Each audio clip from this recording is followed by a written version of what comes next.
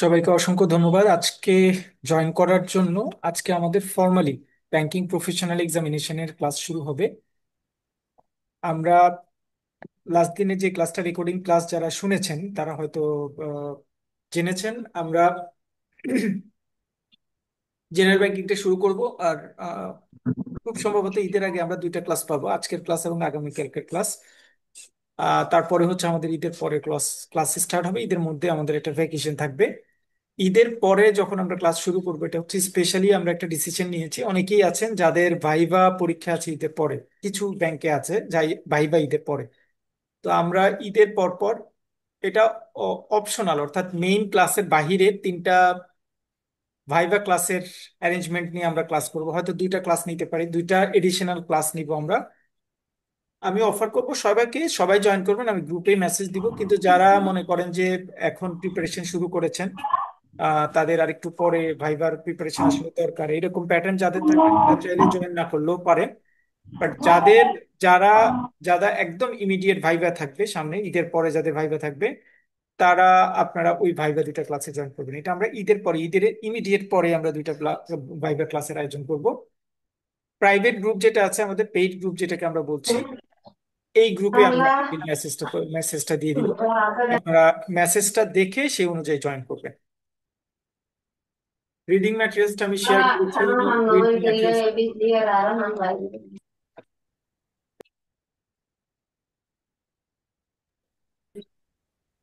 Reading ম্যাটেরিয়ালসটা share করেছি। আচ্ছা, যাদেরকে আমি মিউট করে দিচ্ছি তারা আবার আনমিউট দরকার নাই, কারণ আপনাদের সাথে আমি কথা বললে, আপনারা কথা বলার স্টার্ট হলে বা কোনো কারণে কোনো ইস্যুতে কথা বলতে গেলে আনমিউট হয়ে কথা বলবেন। আদারওয়াইজ আপনারা আনমিউট হলে ক্লাসে আমাদের একটু ডিস্টার্ব হবে। আমরা চেষ্টা করব যে আহ, যতটুকু সম্ভব, আপনাদের তো কিছু কোয়েশ্চেন থাকবে, কোয়েশ্চেন করতে যাবেন, বা আমার কিছু কোয়েরি থাকবে, আমার কিছু কোয়েশ্চেন থাকবে, সেক্ষেত্রে আপনারা আনমিউট হবেন, আনমিউট হয়ে কোয়েশ্চেন করবেন বা অ্যান্সার দিবেন, তারপরে আবার মিউট হয়ে যাবেন। কারণ আপনারা যদি আনমিউট থাকেন তাহলে আমাকে এখান থেকে ক্লাস কন্ট্রোল করাটা একটু ডিফিকাল্ট হবে আমার জন্য।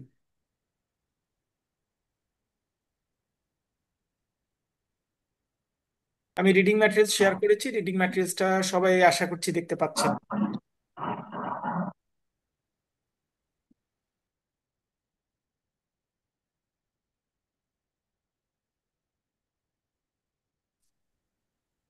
রিডিং ম্যাটেরিয়ালসটা দেখা যাচ্ছে এবং আমি মুভ করছি, মুভ হচ্ছে। হ্যাঁ, দেখা যাচ্ছে, মুভ হচ্ছে, সেটাও দেখা যাচ্ছে। ওকে, থ্যাংক ইউ সো মাচ। আমি আহ, আর তো খুব বেশি বড় করার দরকার নেই, এতটুকু স্ক্রিনে আমার মনে হয় দেখা যাচ্ছে ক্লিয়ারলি। আর তো বেশি বড় করার দরকার নেই।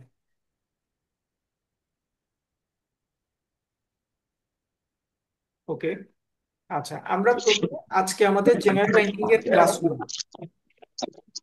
জেনারেল ব্যাংকিং এর নাম্বার ওয়ান, এক নাম্বার ক্লাস আমাদেরকে আমরা এখন কন্ডাক্ট করব বা শুরু করব, মানে আমাদের ফর্মাল পড়া এখান থেকে শুরু হচ্ছে।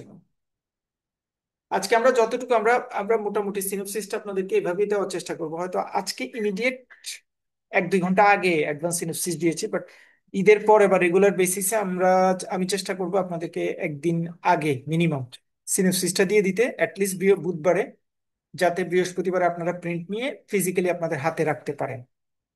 এই উইকে হয়তো আমাদের স্টার্টিং এর জন্য আমরা প্রপার ওয়েতে আপনাদেরকে বৃহস্পতিবার সিনopসিসটা দিতে পারিনি, আজকে আমি গ্রুপে অ্যাড করেছি। আপনারা নেক্সট ওয়ার্কিং ডেতে সিনopসিসটা প্রিন্ট করে নেবেন, এবং আমাদের এই ক্লাস ওয়াইজ সিনopসিস থাকবে, এগুলি আপনাদের ডেইলি যে ক্লাসটা থাকবে সেই ক্লাসের সিনopসিসটা প্রিন্ট করে নেবেন। প্রিন্ট করে আপনারা আপনাদের কালেকশনে রাখবেন। সবকিছু মিলিয়ে সব সাজেশন বা সিনopসিস এক হলে সেগুলি একসাথে ফাইল করে, একটা ফাইল করে রাখলে আপনার একটা বই হয়ে যাবে, এবং সেটা আপনার লং টেইনরের জন্য একটা ভালো বই হবে। জেনারেল ব্যাংকিংটা আমরা শুরু করব। জেনারেল ব্যাংকিং আমি আমাদের বিভিন্ন, আপনারা দেখবেন কোয়েশ্চেনের মধ্যেও অনেক সময় আমি বলে দিব এটা, আমরা এখন জেনারেল ক্লাস করছি। আই মিন যে কোনো গ্রেডের যে কেউ এই ক্লাসে জয়েন করলে কোনো অসুবিধা হবে না, সবাই এই এই জেনারেল স্টেপগুলি মনে রাখা দরকার। তবে অনেক সময় কারো কারো হয়তো, আমি এই এই জেনারেল স্টেপের মধ্যে অনেক সময় হয়তো এডিশনাল কিছু হাই থটের কোয়েশ্চেন অ্যাড হয়ে যেতে পারে। যদি হাই থটের কোয়েশ্চেন অ্যাড হয়, আমি সেটা পয়েন্ট আউট করব যে এটা আপনাদের পড়ার দরকার নাই, বা এটা জেনারেল লেভেলে যারা আছে তাদের পড়ার দরকার নেই, শুধুমাত্র এক্সিকিউটিভ লেভেল আছে যারা, তাদের পড়তে হবে। এটা আমি কোয়েশ্চেনে হাইলাইট করে দিব। কোয়েশ্চেন আলোচনা করার সময় আমরা সেটা নিয়ে কথা বলবো বা আপনাদেরকে পয়েন্ট আউট করবো ইনশাল্লাহ। তাহলে আমরা ফর্মালি শুরু করছি। আজকে জেনারেল ব্যাংকিং এর একদম প্রথম ক্লাস। প্রথম ক্লাসে যেহেতু আমরা সবাই ব্যাংক বা নন ব্যাংক ফাইন্যান্সিয়াল ইনস্টিটিউশনে কাজ করি, ব্যাংকের একটু ব্রিফ আমাদের জানা দরকার ফর রিটেন অ্যান্ড ভাইভা, দুইটার জন্য। ভাইভাতেও জিজ্ঞেস করে, রিটেনও জিজ্ঞেস করে, রিটেনও কোয়েশ্চেন আসে।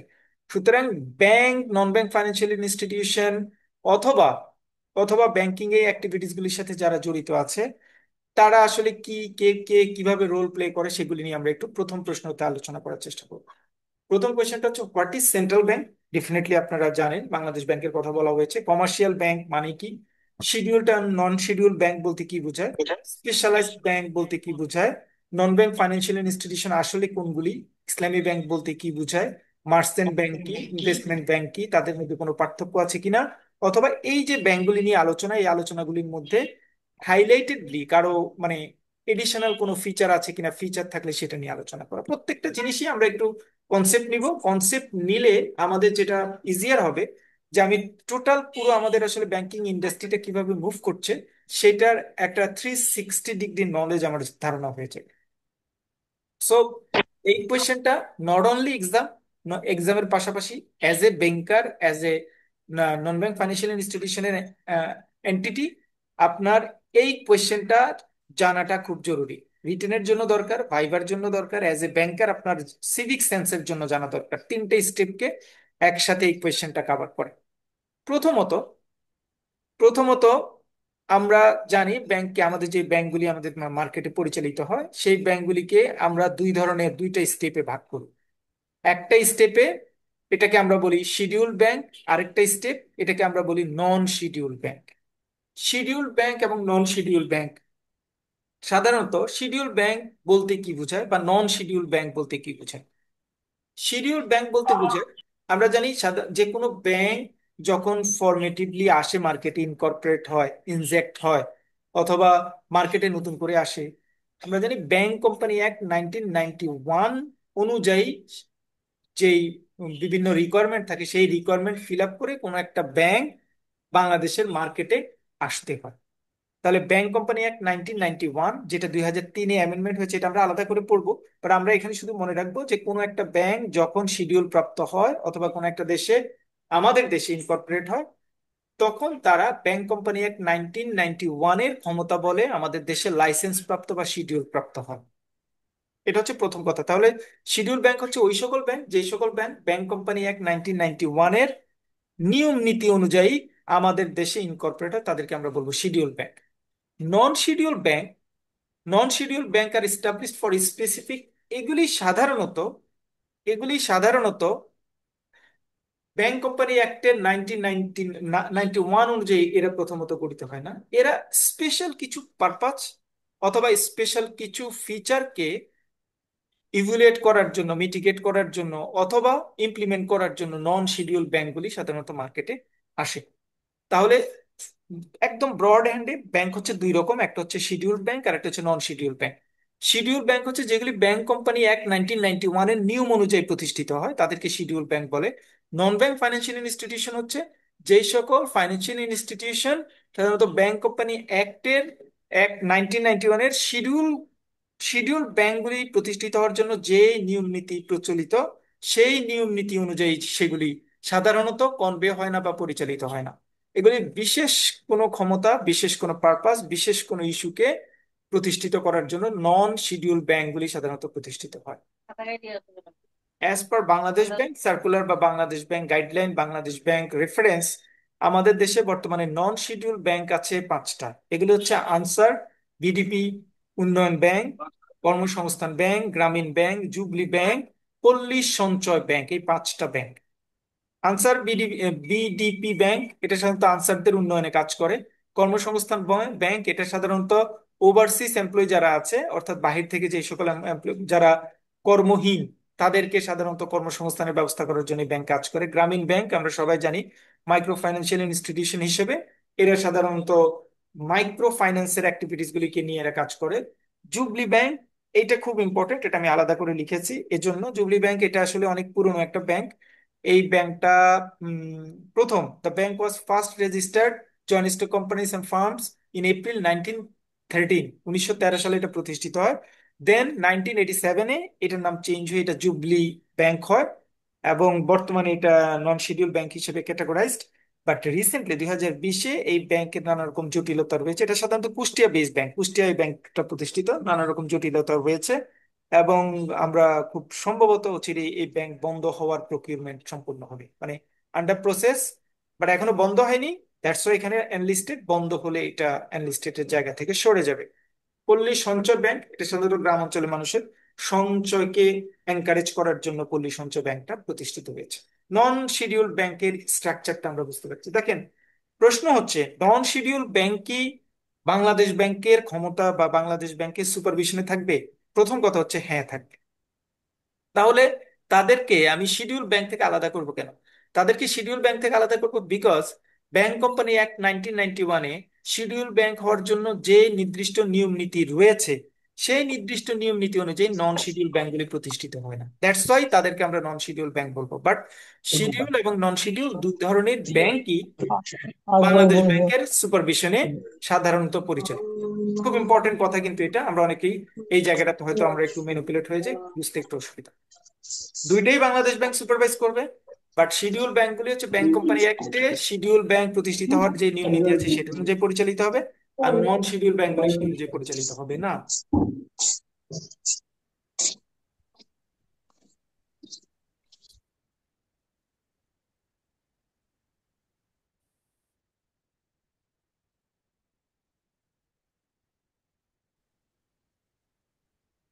ওকে, এবার আমরা চলে আসি শিডিউল ব্যাংক নিয়ে। নন শিডিউল ব্যাংক পড়লাম পাঁচটা, schedule bank total 62 schedule bank রয়েছে আমাদের দেশে। 62টা শিডিউল ব্যাংক রয়েছে। এর মধ্যে স্টেট ওন কমার্শিয়াল ব্যাংক আছে 6টা, যেটাকে আমরা সরকারি ব্যাংক বলি: অগ্রণী bank, Janata bank, Sonali bank, Rupali bank, Bangladesh development bank PLC and basic bank limited. Bangladesh development bank এটা নিয়ে আমরা একটু পরে লিখবো, বিকজ এটা খুব ইম্পর্টেন্ট। বাংলাদেশ ডেভেলপমেন্ট ব্যাংকটা আলাদা করে একটু মনে রাখতে হবে আপনাদের। এই 6টা হচ্ছে state own commercial bank. Specialized bank হিসেবে 3টা ব্যাংককে স্পেশালাইজড ব্যাংক বলা হয়। এই 3টা স্পেশালাইজড ব্যাংক হচ্ছে প্রবাসী কল্যাণ ব্যাংক, বাংলাদেশ কৃষি ব্যাংক, রাজশাহী কৃষি উন্নয়ন ব্যাংক। যদিও এই স্পেশালাইজড ব্যাংক এবং নন শিডিউল ব্যাংকের মধ্যে একটা পার্থক্য আছে। স্পেশালাইজড ব্যাংক কমপ্লিটলি স্পেশাল একটা অ্যাক্টিভিটিস এর সাথে জড়িত, এবং এই স্পেশালাইজড ব্যাংক যে 3টা আছে, এই 3টা ব্যাংক কিন্তু শিডিউল ব্যাংকের যে নিয়ম নীতি অনুযায়ী পরিচালিত হবে, নন শিডিউল ব্যাংকের নিয়ম নীতি অনুযায়ী পরিচালিত হবে না। এরা শিডিউল ব্যাংকের নিয়ম নীতি অনুযায়ী পরিচালিত হবে, বাট এরা স্পেশাল অ্যাক্টিভিটিস পারফর্ম করার জন্য সাধারণত মার্কেটে ইনকর্পোরেট হবে। স্পেশালাইজড ব্যাংকের মধ্যে 1 নম্বর ব্যাংক হচ্ছে প্রবাসী কল্যাণ কল্যাণ ব্যাংক, এটা সাধারণত প্রবাসীদের কল্যাণে কাজ করে, আপনারা জানেন। বাংলাদেশ কৃষি ব্যাংক, এটা কৃষি উন্নয়নের জন্য কাজ করে। রাজশাহী কৃষি উন্নয়ন ব্যাংক, এটাও কৃষি উন্নয়নের জন্য কাজ করে, তবে এটা উত্তরাঞ্চলীয় বেজ, অর্থাৎ রাজশাহীর অঙ্গ অঙ্গ সংগঠনের জায়গাগুলি নিয়ে সাধারণত এটা কাজ করে। এবার আমি বলেছি এই পুরো জায়গাটুকুর মধ্যে স্টেট ওন ব্যাংকের মধ্যে Bangladesh development bank PLC, BDBL, এইটার অ্যাক্টিভিটিসটা আমরা একটু আলাদা করে পড়তে হবে। এটা আমরা নিচের দিকে রাখবো, আপনারা একটু দেখতে। তাহলে 1 নম্বর পয়েন্টে আমরা পড়লাম স্টেট ওন ব্যাংক হচ্ছে 6টা, স্পেশালাইজ ব্যাংক হচ্ছে 3টা, টোটাল 9টা, প্রাইভেট কমার্শিয়াল ব্যাংক হচ্ছে টোটাল 43টা অ্যাজ পার বাংলাদেশ ব্যাংক মানে হোম পেজ এখন আপডেটেড ইনফরমেশন অনুযায়ী। আপডেটেড ইনফরমেশনটা খুব জরুরি, বিকজ যারা ঈদের পরে ভাইবা দিবেন তাদের জন্য কিন্তু এই প্রশ্নগুলো ইম্পর্টেন্ট। প্রাইভেট কমার্শিয়াল ব্যাংক আছে টোটাল টোটাল 43টা, তার মধ্যে কনভেনশনাল ব্যাংক হচ্ছে 33, আর ইসলামী ব্যাংক হচ্ছে 10টা। ইসলামী ব্যাংক কনভেনশনাল ব্যাংকের মধ্যে পার্থক্য কি একটু পরে আমরা দেখবো। তারপর আমরা বলি ইসলামী ব্যাংকগুলি সাধারণত ইসলামী শরিয়া বা ইসলামিক প্রিন্সিপাল অনুযায়ী পরিচালিত হয়, আর কনভেনশনাল ব্যাংকগুলি সাধারণত ইসলামী শরিয়া বা প্রিন্সিপাল অনুযায়ী পরিচালিত হয় না। ইসলামী ব্যাংক হচ্ছে 10টা।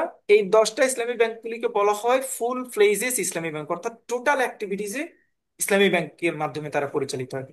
অর্থাৎ তাদের ব্যালেন্স শিট, তারপর ইনকাম স্টেটমেন্ট, কস্টিং, সকল কিছু ইসলামিক শরিয়ার উপর বেস করে প্রতিষ্ঠিত। এটা হচ্ছে ইসলামিক শরিয়া বেস ইসলামী ব্যাংক। 10টা ব্যাংকগুলি হচ্ছে ইসলামী ব্যাংক, ইসলামী ব্যাংক বাংলাদেশ, আল আরাফা ব্যাংক, সোশ্যাল ইসলামী bank, standard bank PLC, export import bank, first security ইসলামী ব্যাংক, শাহজালাল ইসলামী ব্যাংক, ইউনিয়ন ব্যাংক, গ্লোবাল ইসলামী ব্যাংক, আইসিবি ইসলামী ব্যাংক। এই 10টা হচ্ছে ফুল ফ্লেজেস ইসলামী ব্যাংক। অ্যাপার্ট ফ্রম দিস 10, আরো কিছু ব্যাংক ইসলামী ব্যাংকিং অ্যাক্টিভিটিস পারফর্ম করে, but ওই ইসলামী ব্যাংকিং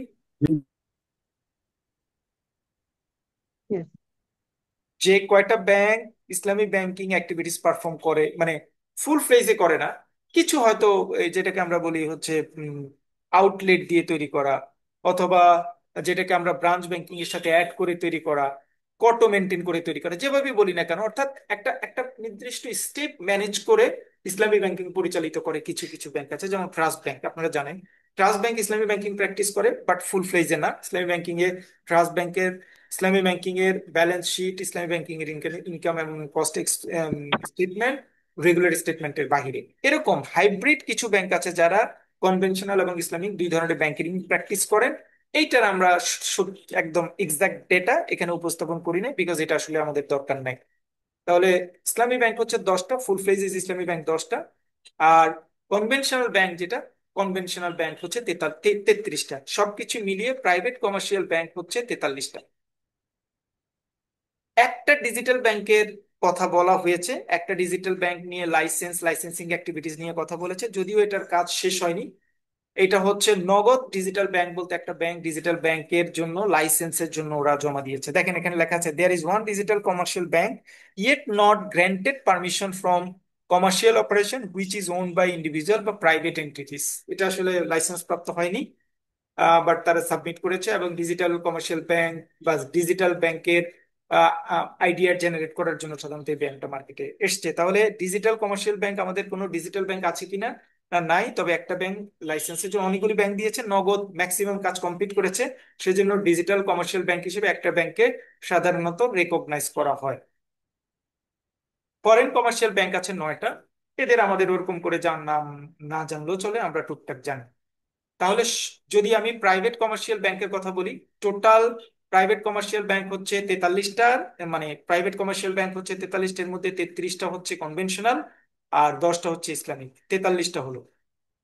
আর এই যে conventional 33 একটা অংশ হচ্ছে ফরেন কমার্শিয়াল ব্যাংকের সাধারণত অ্যাড হয়েছে, কারণ ওরাও কনভেনশনাল ব্যাংকিংটাই প্র্যাকটিস করে। সবকিছু মিলিয়ে এবার আমি আপনাদের 62 হিসাবটা দেওয়ার চেষ্টা করছি, যে 62টা আসলে কিভাবে হয়েছে। 62টা হচ্ছে, প্রথমে 6টা হচ্ছে স্টেট ওন ব্যাংক, সরি 6টা, 6 স্পেশালাইজড ব্যাংক হচ্ছে 3টা, 9। তারপরে প্রাইভেট কমার্শিয়াল ব্যাংক হচ্ছে 43, যেটাকে আমরা প্রাইভেট লোকাল প্রাইভেট, এবং ইসলামিক ব্যাংক যেটাকে আমরা আলাদা করেছি 43টা। তাহলে 9 আর 43 মিলিয়ে হচ্ছে 52টা। 9টা হচ্ছে ফরেন ব্যাংক 61টা, একটা হচ্ছে ডিজিটাল ব্যাংক 62টা। তাহলে টোটাল আমাদের দেশে শিডিউলড ব্যাংকের আওতায় টোটাল ব্যাংক আছে 62টা। এই 62টা ব্যাংকের অ্যাক্টিভিটিসটা আমাদের এখানে একটু মনে রাখতে হবে, বিকজ এটা পরীক্ষার জন্য important. BDBL, Bangladesh development bank, এটা এটা হচ্ছে schedule bank, state own bank. State own ব্যাংকের একটা পার্ট হচ্ছে বিডিবিএল। বিডিবিএল এর একটা হিস্ট্রি আছে, সেজন্য এই ব্যাংকটা, যেমন জুবলি ব্যাংকের ক্ষেত্রে আমি বলেছিলাম যে এডিশনাল একটু মনে রাখতে হবে, বাংলাদেশ ডেভেলপমেন্ট ব্যাংকের ক্ষেত্রেও সাধারণত একটা হিস্ট্রি আছে, সেই হিস্ট্রিটা আমাদের একটু মনে রাখতে হবে। সেই হিস্ট্রিটা সেই হিস্ট্রিটা আমাদের যদি আমি একটু খেয়াল করি, Bangladesh development bank limited was established November 16, 2009। 2009 Bangladesh development bank limited প্রতিষ্ঠিত হয়েছে, but through the merger of two state own development financial institution, Bangladesh Shilpa bank and Bangladesh শিল্প ঋণ সংস্থা। তাহলে বাংলাদেশ শিল্প ব্যাংক এবং বাংলাদেশ শিল্প ঋণ সংস্থার কম্বাইন মার্জারের মাধ্যমে বাংলাদেশ ডেভেলপমেন্ট ব্যাংক পিএলসি প্রতিষ্ঠিত হয়েছে। এটা অপারেশন শুরু করেছে January 3, 2010-এ। দিস ইজ ইম্পর্টেন্ট, যে কোন দুইটা ব্যাংকে আসলে মার্চ করে বাংলাদেশ ডেভেলপমেন্ট ব্যাংক প্রতিষ্ঠিত হয়েছে, বাংলাদেশ ডেভেলপমেন্ট ব্যাংকের অপারেশন কবে থেকে চালু হয়েছে। এটা খুব ইম্পর্টেন্ট, খুব ইম্পর্টেন্ট, মনে রাখতে হবে, স্পেশালি ভাইবার জন্য। দ্য ব্যাংকস প্রাইমারি অবজেক্টিভস, বিডিভিএল এর আসলে প্রাইমারি অবজেক্টিভস কি? এটা আসলে একদম প্রাইমারিলি আপনাকে যে ইন্ডাস্ট্রিয়াল এবং প্রজেক্ট সেক্টরটাকে ডেভেলপ করার জন্য এরা কাজ করে। অর্থাৎ ইন্ডাস্ট্রিয়াল এবং প্রজেক্টকে ডেভেলপ করার জন্য যে ব্যাংক কাজ করে, সেই ব্যাংকটা হচ্ছে বাংলাদেশ ডেভেলপমেন্ট ব্যাংক। এতটুকু পর্যন্ত মোটামুটি আমাদের 62 ব্যাংক আছে, এবং এই 62 ব্যাংকের স্ট্রাকচার এরকম, শিডিউল ব্যাংক এরকম, নন শিডিউল ব্যাংক এরকম। এতটুকু আলোচনা আমাদের শেষ। এইটুকু পর্যন্ত কারো কোনো কোয়েশ্চেন আছে কি? If any question?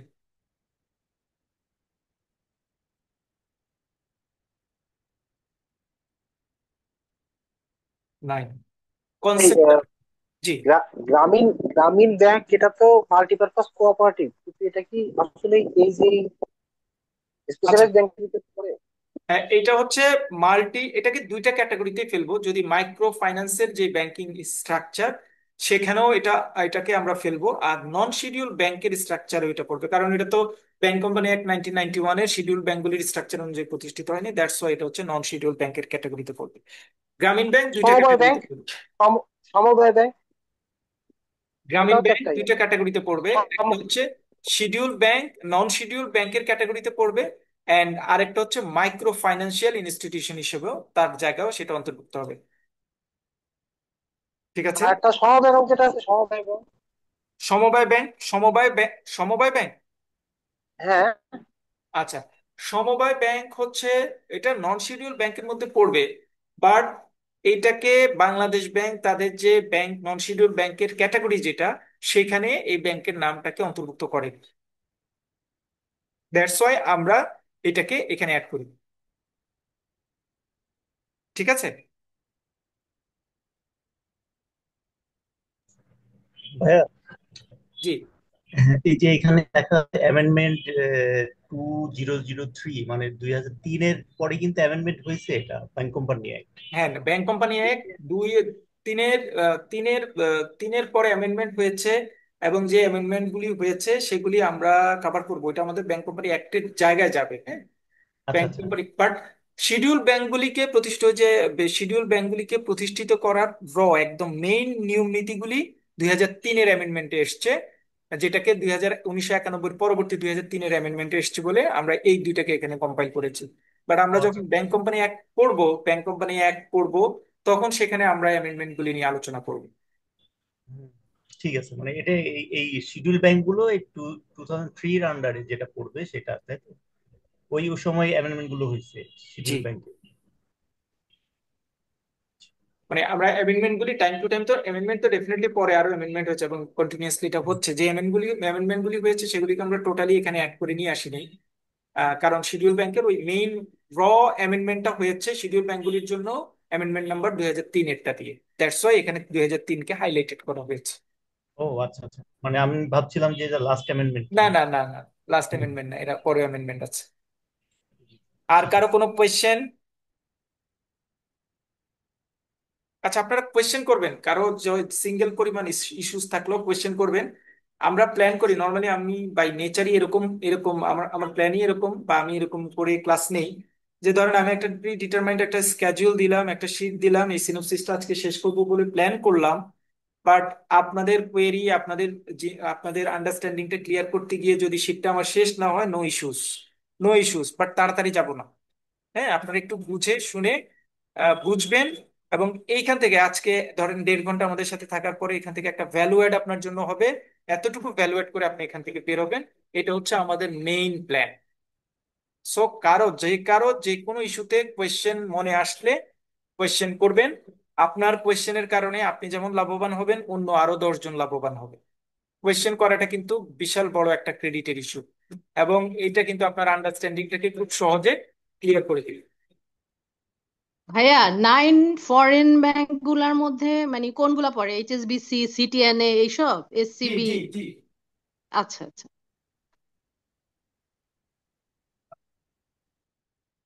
HSBC, সিটিএনএ, standard, তারপরে স্ট্যান্ডার্ড চার্টার্ড ব্যাংক, এগুলি সব ওই ক্যাটাগরিতে পড়বে।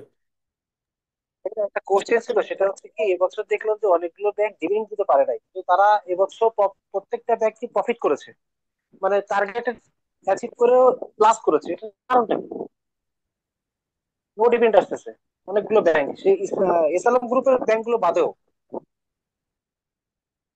হ্যাঁ, আচ্ছা, এই কোয়েশ্চেনটা আমরা এখন একটু নিব না। হ্যাঁ, কারণ এটা ডিভিডেন্ড দেওয়ার জন্য একটা প্রি ডিটারমাইন্ড একটা কন্ডিশন থাকে, এবং ওই কন্ডিশনটা অনেকগুলি ব্যাংক মিট আপ করতে পারে নাই।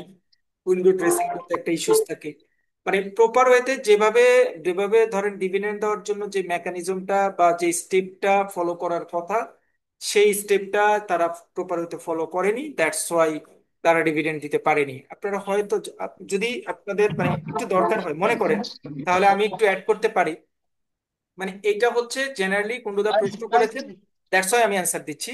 বাট এটা আমার ক্লাসের সাথে রিলেভেন্ট না, অন্যদের হয়তো একটু মাথার উপর দিয়ে যাবে। আমি জাস্ট একটু একটা 15 সেকেন্ড বলছি। আমাদের একটা একটা ব্যাংকের ক্ষেত্রে একটা মেকানিজম আছে risk weighted asset. Risk weighted অ্যাসেটের এবং একটা রিস্ক ওয়েটেড অ্যাসেট এবং ভ্যাসেলের একটা পার্টি গিয়ে ক্যাপিটাল কনজারভেশন বাফার বলতে একটা ইস্যু আছে, যেটা যারা banking diploma part 2 risk management পরীক্ষা দিয়েছেন তারা জেনে থাকবেন। যেখানে বলা হয়েছে যে কোনো একটা ব্যাংক তার মিনিমাম ক্যাপিটাল রিকোয়ারমেন্টের 10% মিনিমাম ক্যাপিটাল রিকোয়ারমেন্ট রাখতে হয়, যেটাকে এমআইসিআর বলে, মিনিমাম ক্যাপিটাল রিকোয়ারমেন্ট এনসিআর যেটাকে বলে। মিনিমাম 10% ক্যাপিটাল রাখতে হয়, রিটেইন করতে হয়। এর পাশাপাশি 2020 সালের পরে সবগুলি ব্যাংকে ইনস্ট্রাকশন দেওয়া হয়েছে প্রতি বছর 0.62 পরিমাণ করে 4 বছরে 2.5 পরিমাণ এডিশনাল ক্যাপিটাল জমা রাখতে হবে।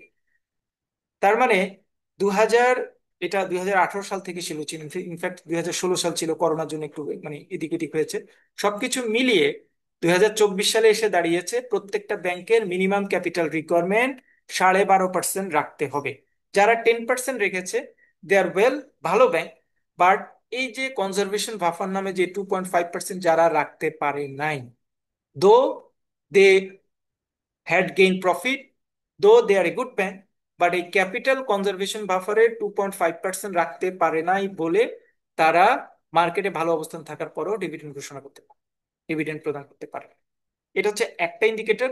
আরেকটা ইন্ডিকেটর আছে ব্যাড এন্ড লস, অর্থাৎ তার সিএল ব্যাড এন্ড লস এর ক্যালকুলেশনের মধ্যে রাইট আপ সেট আপের অ্যামাউন্ট যাওয়ার পরে কোন অ্যামাউন্ট টুকু থাকছে সেটাকে কিভাবে ইভ্যালুয়েশন করছে, এরকম একটা ক্লজ থাকে, এরকম একটা কন্ডিশন থাকে। এই দুইটা কন্ডিশনের কারণে, এই দুইটা কন্ডিশনের কম্বাইন্ড ফেইলরের কারণে অনেক ব্যাংক ভালো হওয়া সত্ত্বেও ডিভিডেন্ড প্রদান করতে পারে নাই।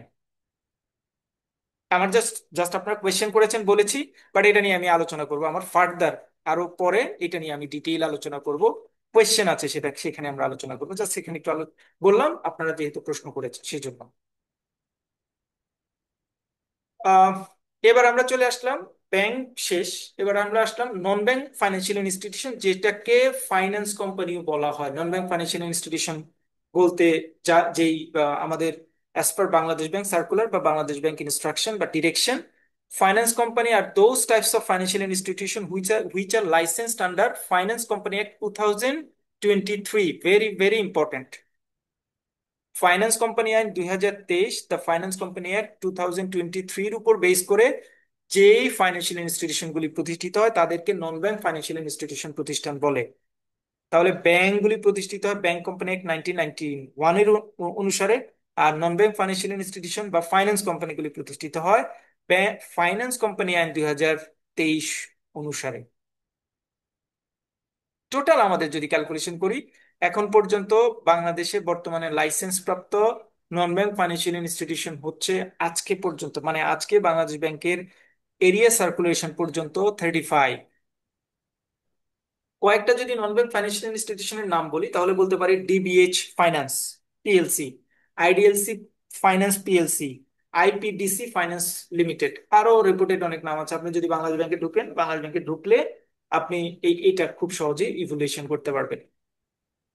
খুব ইম্পর্টেন্ট একটা কথা সবার বোঝার জন্য, সবার জন্য খুব ইম্পর্টেন্ট ফর ভাইভা, অথবা মানে এই একটা জায়গায় আসছে যেটাকে তিনটে জায়গায় অ্যালাইন করবে, viva, written, eventually your civic sense, তিনটা জায়গায় অ্যালাইন করবে একটা কোয়েশ্চেন, যেটা আমরা এই যে এই জায়গাটাতে বলা the major difference between banks and financial finance company. Bank এবং ফাইন্যান্স কোম্পানির মধ্যে মূল পার্থক্যটা কি? ব্যাংক অ্যান্ড ফাইন্যান্স কোম্পানির মধ্যে মূল পার্থক্য হচ্ছে তিনটা, আরো আছে, বাট এই তিনটা হচ্ছে মেজর। এক নম্বর হচ্ছে finance company or non bank financial institution cannot issue cheque, pay order or demand draft, banks can. তাহলে non bank financial institution cheque, pay order এবং ডিমান্ড ড্রাফট ইস্যু করতে পারে না, কিন্তু ব্যাংক এটা পারে। দুই নম্বর হচ্ছে financial company cannot receive demand deposit. Demand deposit মানে হচ্ছে কাস্টমার যে টাকাটা ব্যাংকের সরাসরি নোট আকারে ক্যাশ আকারে জমা দেয় সেইটাকে, অথবা চেকের মাধ্যমে দিলেও হবে, চেক বা ক্যাশ আকারে যে টাকাটা জমা জমা দেয় সেটাকে বলা হয় ডিমান্ড ডিপোজিট। এই ডিমান্ড ডিপোজিটটা নন ব্যাংক ফাইন্যান্সিয়াল ইনস্টিটিউশন অথবা ফাইন্যান্স কোম্পানি রিসিভ করতে পারে না, বাট ব্যাংক ক্যান, ব্যাংক সেটা পারে। Finance company cannot be involved in foreign exchange financing. Foreign exchange নিয়ে কোনো ধরনের ট্রানজেকশনে নন ব্যাংক ফাইন্যান্সিয়াল ইনস্টিটিউশনগুলি ইনভলভ হতে পারে না, কিন্তু ব্যাংক পারে। এই তিনটা হচ্ছে special distinction for finance company and banks. এই দুইটার যদি পার্থক্য করতে চাই, এই তিনটা পার্থক্যের কারণে একটার ভ্যালু একরকম, অন্যটাকে অন্য অন্য দুইটা দুইটা প্রতিষ্ঠানের অপারেশনাল ম্যানুয়াল বা অপারেশনাল স্ট্রাকচারটা চেঞ্জ হয়ে যায়। তাহলে তিনটা পয়েন্ট। একটা হচ্ছে কোনো ধরনের চেক, পে অর্ডার বা demand draft finance company issue করতে পারে না, যেটা যেটা ব্যাংক পারে। তারপরে ফাইন্যান্স কোম্পানিগুলি কোনো ধরনের ডিমান্ড ডিপোজিট কালেক্ট করতে পারে না, কিন্তু ব্যাংক ডিমান্ড ডিপোজিট কালেক্ট করতে পারে। ডিমান্ড ডিপোজিট মানে হচ্ছে ক্যাশ অথবা চেক। আর ফাইন্যান্স কোম্পানিগুলি সাধারণত ফরেন এক্সচেঞ্জ নিয়ে কোনো ট্রানজেকশন করতে পারে না, ফরেন এক্সচেঞ্জের সাথে কোনো ধরনের ইনভলভমেন্টে থাকতে পারে না, কিন্তু ব্যাংক ফরেন এক্সচেঞ্জ কোম্পানি বা ফরেন এক্সচেঞ্জ অ্যাক্টিভিটিস গুলির সাথে ইনভলভ থাকতে পারে। এই তিনটা মেজর পার্থক্য হচ্ছে ফাইন্যান্স কোম্পানি এবং ব্যাংকের মধ্যে। কেউ একজন যদি বুঝে থাকেন এই তিনটা পয়েন্টকে একটু Under the মানে sleep রিপিট mode, করতে পারবেন released কি? by pressing keys of the AND or the play and pause key. কেউ একজন কি জাস্ট আমাকে এই তিনটা পয়েন্টকে একটু বলতে পারবেন? আমি যে যে তিনটা পয়েন্ট এখানে বলা আছে জাস্ট একটু বলবেন। নন ব্যাংক ফাইন্যান্সিয়াল তো কোম্পানিগুলো ভাইয়া যে ওই পে অর্ডার। ফাইন্যান্স কোম্পানিগুলো যে যে লোন দেয় তো ওইটা কার কাছ থেকে টাকা নেন? আচ্ছা, কোয়েশ্চেনটা আমি রাখলাম। এবার ভাইয়া বলেন, যিনি বলছেন যে মেজর ডিফারেন্সটা যিনি বলতে চাচ্ছিলেন শেষ করেন। আমি কোয়েশ্চেনটা রেখেছি, একটু পরে অ্যান্সার দিচ্ছি। হ্যাঁ বলুন। মেজর ডিফারেন্স হচ্ছে নন ফাইন্যান্স কোম্পানিগুলো পে অর্ডার চেয়ে ব্যাংক ড্রাফট এটা ইস্যু করতে পারে না, তারা কোনো ডিমান্ড ডিপোজিট রিসিভ করতে পারে না, আর হচ্ছে ফরেন এক্সচেঞ্জ কোনো লেনদেন করতে পারে না। ওকে, অ্যাকচুয়াল ভেরি গুড, এটাই। Very good. এবার প্রশ্ন হচ্ছে কি, একজন প্রশ্ন করেছেন, প্রশ্নটা কি ছিল?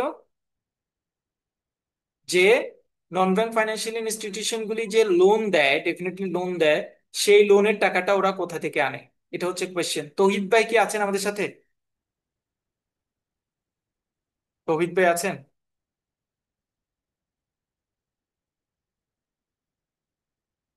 তৌহিদ ভাই শুনতে পাচ্ছেন?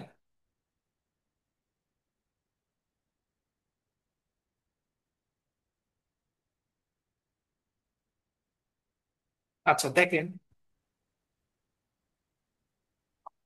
finance company can conduct their business operation with diversified financing modes like syndicated financing, bridge financing, lease financing, securitized instruments, private placement, or debt and equity.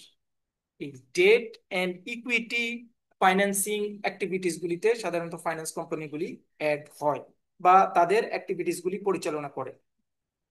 তাদের অ্যাক্টিভিটিস গুলি পরিচালনা করা, তারা মানে মেইনলি তো তারা আসলে লোন নিয়ে কাজ করে, মেইনলি তারা লোন নিয়ে কাজ করে।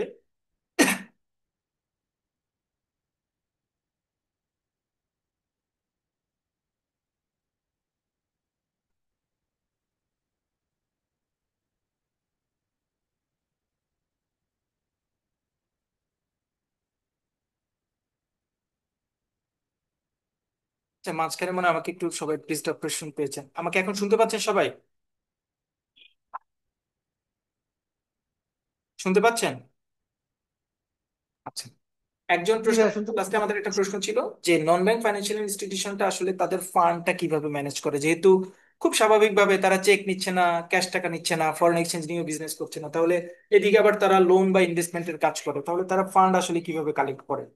মেইনলি মেইনলি তারা মানে ফাইন্যান্স কোম্পানিগুলি মেইনলি যেটা করে সেটা হচ্ছে এরা এক ধরনের টার্ম ডিপোজিট নেয়, মানে কাস্টমারের কাছ থেকে অথবা ফাইন্যান্সিয়াল ইনস্টিটিউশনের কাছ থেকে।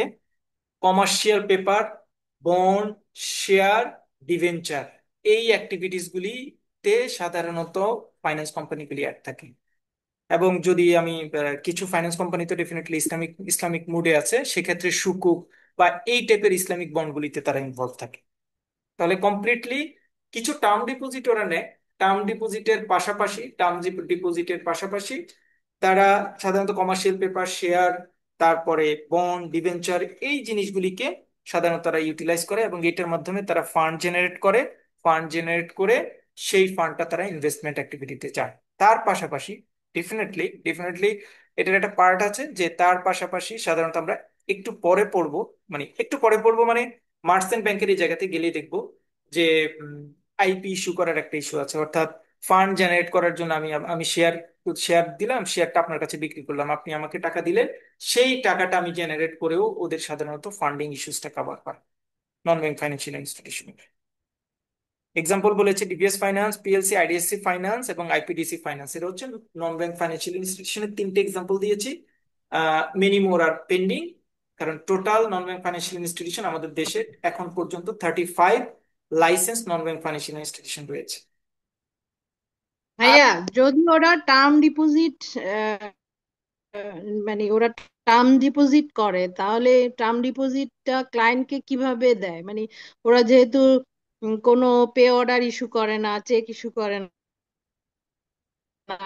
তাহলে কিভাবে টার্ম ডিপোজিট গুলা লেনদেন করে কিভাবে ক্লায়েন্টের সাথে? এটা ম্যাক্সিমাম আপনার ব্যাংক টু ব্যাংক ট্রান্সফার করতে হয়, এদের অ্যাকাউন্টে ট্রান্সফার করতে হয়, মানে ওরা ফিজিক্যাল চেকের মাধ্যমে এটা করে না, আপনার অ্যাকাউন্ট টু অ্যাকাউন্ট ট্রান্সফারের ইস্যু থাকে এটা। মানে আপনার একটা অ্যাকাউন্ট থাকবে ওদের ওখানে, অন্য কোনো ব্যাংক, ওই ব্যাংক থেকে আপনি ওখানে ট্রান্সফার করবেন, অথবা আপনার অন ম্যাচুরিটিতে যখন ফান্ড ফান্ড মানে ম্যাচুর হবে, তারা আপনার ওই অ্যাকাউন্টে ফান্ড ট্রান্সফার করবে। That's why some limitations are exist. That's why আপনি দেখবেন যে ফাইন্যান্স কোম্পানিগুলির কিন্তু এই এই টার্ম ডিপোজিট বা অন্যান্য জায়গাগুলি কিন্তু ইন্টারেস্ট রেটটা একটু বেশি, প্রফিট রেটটা বেশি, কারণ এই ব্যারিয়ার গুলিতে আপনার ফেস করতে হয়। That's why.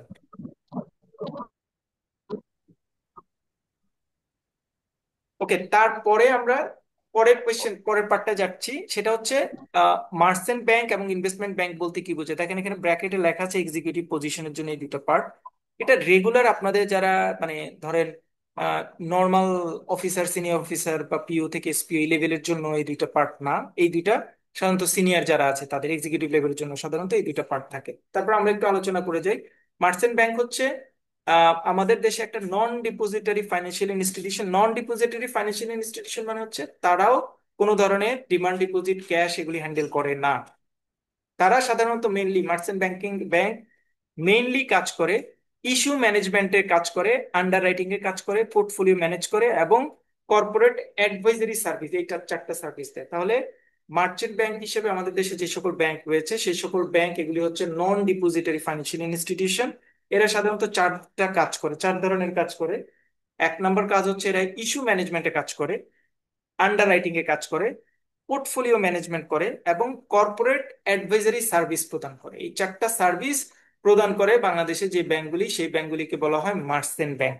তাহলে এই চারটা সার্ভিস মানে কি আমি একটু বোঝার চেষ্টা করি। প্রথমে আমরা কর্পোরেট অ্যাডভাইজারি সার্ভিস, যেটা এটা বুঝি, কর্পোরেট অ্যাডভাইজারি সার্ভিস মানে হচ্ছে কোনো একটা বড় প্রতিষ্ঠান কোনো একটা জায়গায় বড় একটা প্রজেক্টে ইনকর্পোরেট হয়েছে, তাদেরকে আমরা অ্যাডভাইস দিলাম যে তুমি তোমার প্রতিষ্ঠানটা এভাবে চালাও, বা তুমি এভাবে লোন নাও, এই ব্যাংক থেকে লোন নাও, ব্রিজ ফাইন্যান্সিং এ যাও, বা এভাবে ফাইন্যান্স করো। এটা হচ্ছে অ্যাডভাইজারি প্রদান।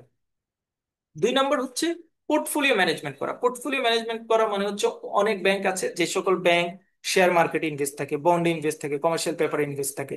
এখন ওই ব্যাংকের কোন শেয়ারে কতটুকু ইনভেস্ট আছে, কোন শেয়ারের ম্যাচুরিটি কতটুকু, কোন বন্ডে কতটুকু ইনভেস্টমেন্ট আছে, ম্যাচুরিটি কতটুকু, এই যে কমপ্লিটলি তাদের পুরো পুরো ফাইন্যান্সিং জিনিসটাকে একত্রে করে ম্যানেজ করা, ওভারলুক করা, সুপারভাইজ করার কাজটাকে বলা হয় পোর্টফোলিও ম্যানেজমেন্ট।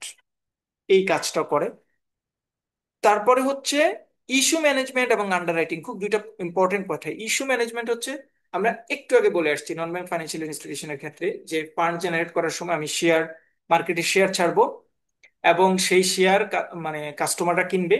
কারণ আপনারা দেখবেন যে এই যে হাউস বিল্ডিং ফাইন্যান্স বা ডিবিএস ফাইন্যান্স এগুলি সব কিন্তু শেয়ার মার্কেটে রয়েছে। তো এরা যখন ফান্ড জেনারেট করতে গিয়ে নতুন করে শেয়ার ইস্যু করবে, মানে শেয়ার ইস্যু করে মার্কেটে ছাড়বে, আপনারা শেয়ার কিনবেন, আপনারা শেয়ার কিনে তাদেরকে টাকা দিবেন, টাকা দিয়ে সেইটা দিয়ে তারা ফান্ড জেনারেট করবে। এই যে শেয়ার ইস্যু করার প্রসেস, কিভাবে বিভিন্ন জায়গায় লাইসেন্স প্রাপ্ত হতে হবে, কিভাবে কোন মেকানিজমে যেতে হবে, কোন আইডিওলজি ফলো করতে হবে, এই টোটাল অ্যাডভাইসটা প্রদান করার প্রসেসটা মার্চেন্ট ব্যাংক সাধারণত করে থাকে। আন্ডার রাইটিং হচ্ছে ইস্যু ম্যানেজমেন্টের সাথে আরেকটা পার্ট, খুব ইম্পর্টেন্ট পার্ট। আমরা অনেকেই এই জায়গাটাতে প্যাচ করি বা বুঝি না। What is under writing activities for merchant bank? Under writing activities হচ্ছে ধরেন আপনি কোনো একটা, আপনি ধরেন ডিবিএইচ ফাইন্যান্স কোম্পানির সাথে আপনি অ্যালাইন, তাকে বললেন ধরেন ঢাকা ব্যাংক ইনভেস্টমেন্ট লিমিটেড, ওরা হচ্ছে মার্চেন্ট ব্যাংক, ওরা ডিবিএস ফাইন্যান্সের সাথে এলেন। ডিবিএস ফাইন্যান্সকে বলছে ঠিক আছে, তুমি তো নতুন নতুন তোমার 10,000 টাকা দরকার তোমার যে মানে ফান্ড হিসেবে, তাহলে তুমি 100টা শেয়ার ইস্যু করো, অথবা 1,000টা শেয়ার ইস্যু করো, 1,000টা শেয়ার প্রতি শেয়ারের দাম 10 টাকা করে মার্কেটে ছাড়ো ছাড়ো, তাহলে 1,000টা শেয়ারের দাম 10 টাকা করে 10,000 টাকা হবে, তার মানে তুমি 10,000 টাকা দিয়ে খুব সহজে টাকাটা কালেক্ট করতে পারো। ওকে, ডিবিএইচ ফাইন্যান্সকে এভাবে আমি প্রসেস বলে দেওয়ার পর সবকিছু ঠিকঠাক হওয়ার পরে ডিবিএইচ ফাইন্যান্স শেষের দিকে আমার কাছে এসে বলল, যে ঢাকা ব্যাংকের কাছে এসে বললো, দেখেন আমার তো মার্কেটের রিপুটেশন অত ভালো না, এই 1,000 শেয়ার আমি এখন এক্সাম্পল দিয়েছি আপনাদের 1,000 শেয়ারের জন্য, মিন হোয়াইল এই এক্সাম্পলটা কিন্তু হতে পারে 10 লাখ শেয়ার, এই এক্সাম্পলটা হতে পারে 1 কোটি শেয়ার, এই এক্সাম্পলটা হতে পারে 100 কোটি টাকার শেয়ার, এই এক্সাম্পলটা হতে পারে 500 কোটি টাকার শেয়ার। সো ডিবিএইচ ফাইন্যান্স একটু ভয় পাচ্ছে, ভয় পেয়ে ঢাকা ব্যাংকে বললো যে তুমি তো আমাকে ইস্যু ব্যাপারে হেল্প করছো, এখন আমি তো একটা বিপদে পড়ে গেছি, আই গেস যে মার্কেটে যে আমি শেয়ারটা যদি মার্কেটে ছাড়ি সবগুলি শেয়ার বিক্রি হবে না মার্কেটে, তো আমি ইস্যু করার জন্য বাংলাদেশ ব্যাংকের বা রেগুলেটরি অথরিটির পারমিশন নিতে হয়েছে, দৌড়ঝাঁপ দিতে হয়েছে। যদি আমার সব শেয়ার বিক্রি না হয় তাহলে তো আমি আসলে যে পরিমাণ ক্যাপিটাল জেনারেট করতে চাচ্ছি সেই পরিমাণ ক্যাপিটাল জেনারেট করতে পারবো না, তাহলে এখানে কি করা যায়?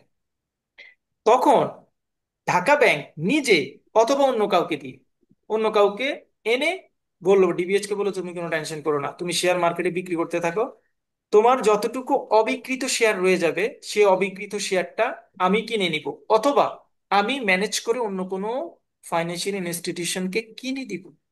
বাট ফ্যাক্ট হচ্ছে তোমার যে মার্কেটে শেয়ারের ফেস ভ্যালু বলো আর যেটা, যে দাম যেহেতু 10 টাকা, তুমি আমার কাছে কিন্তু 10 টাকা নিতে পারবে না, আমাকে একটু ডিসকাউন্ট দিতে হবে।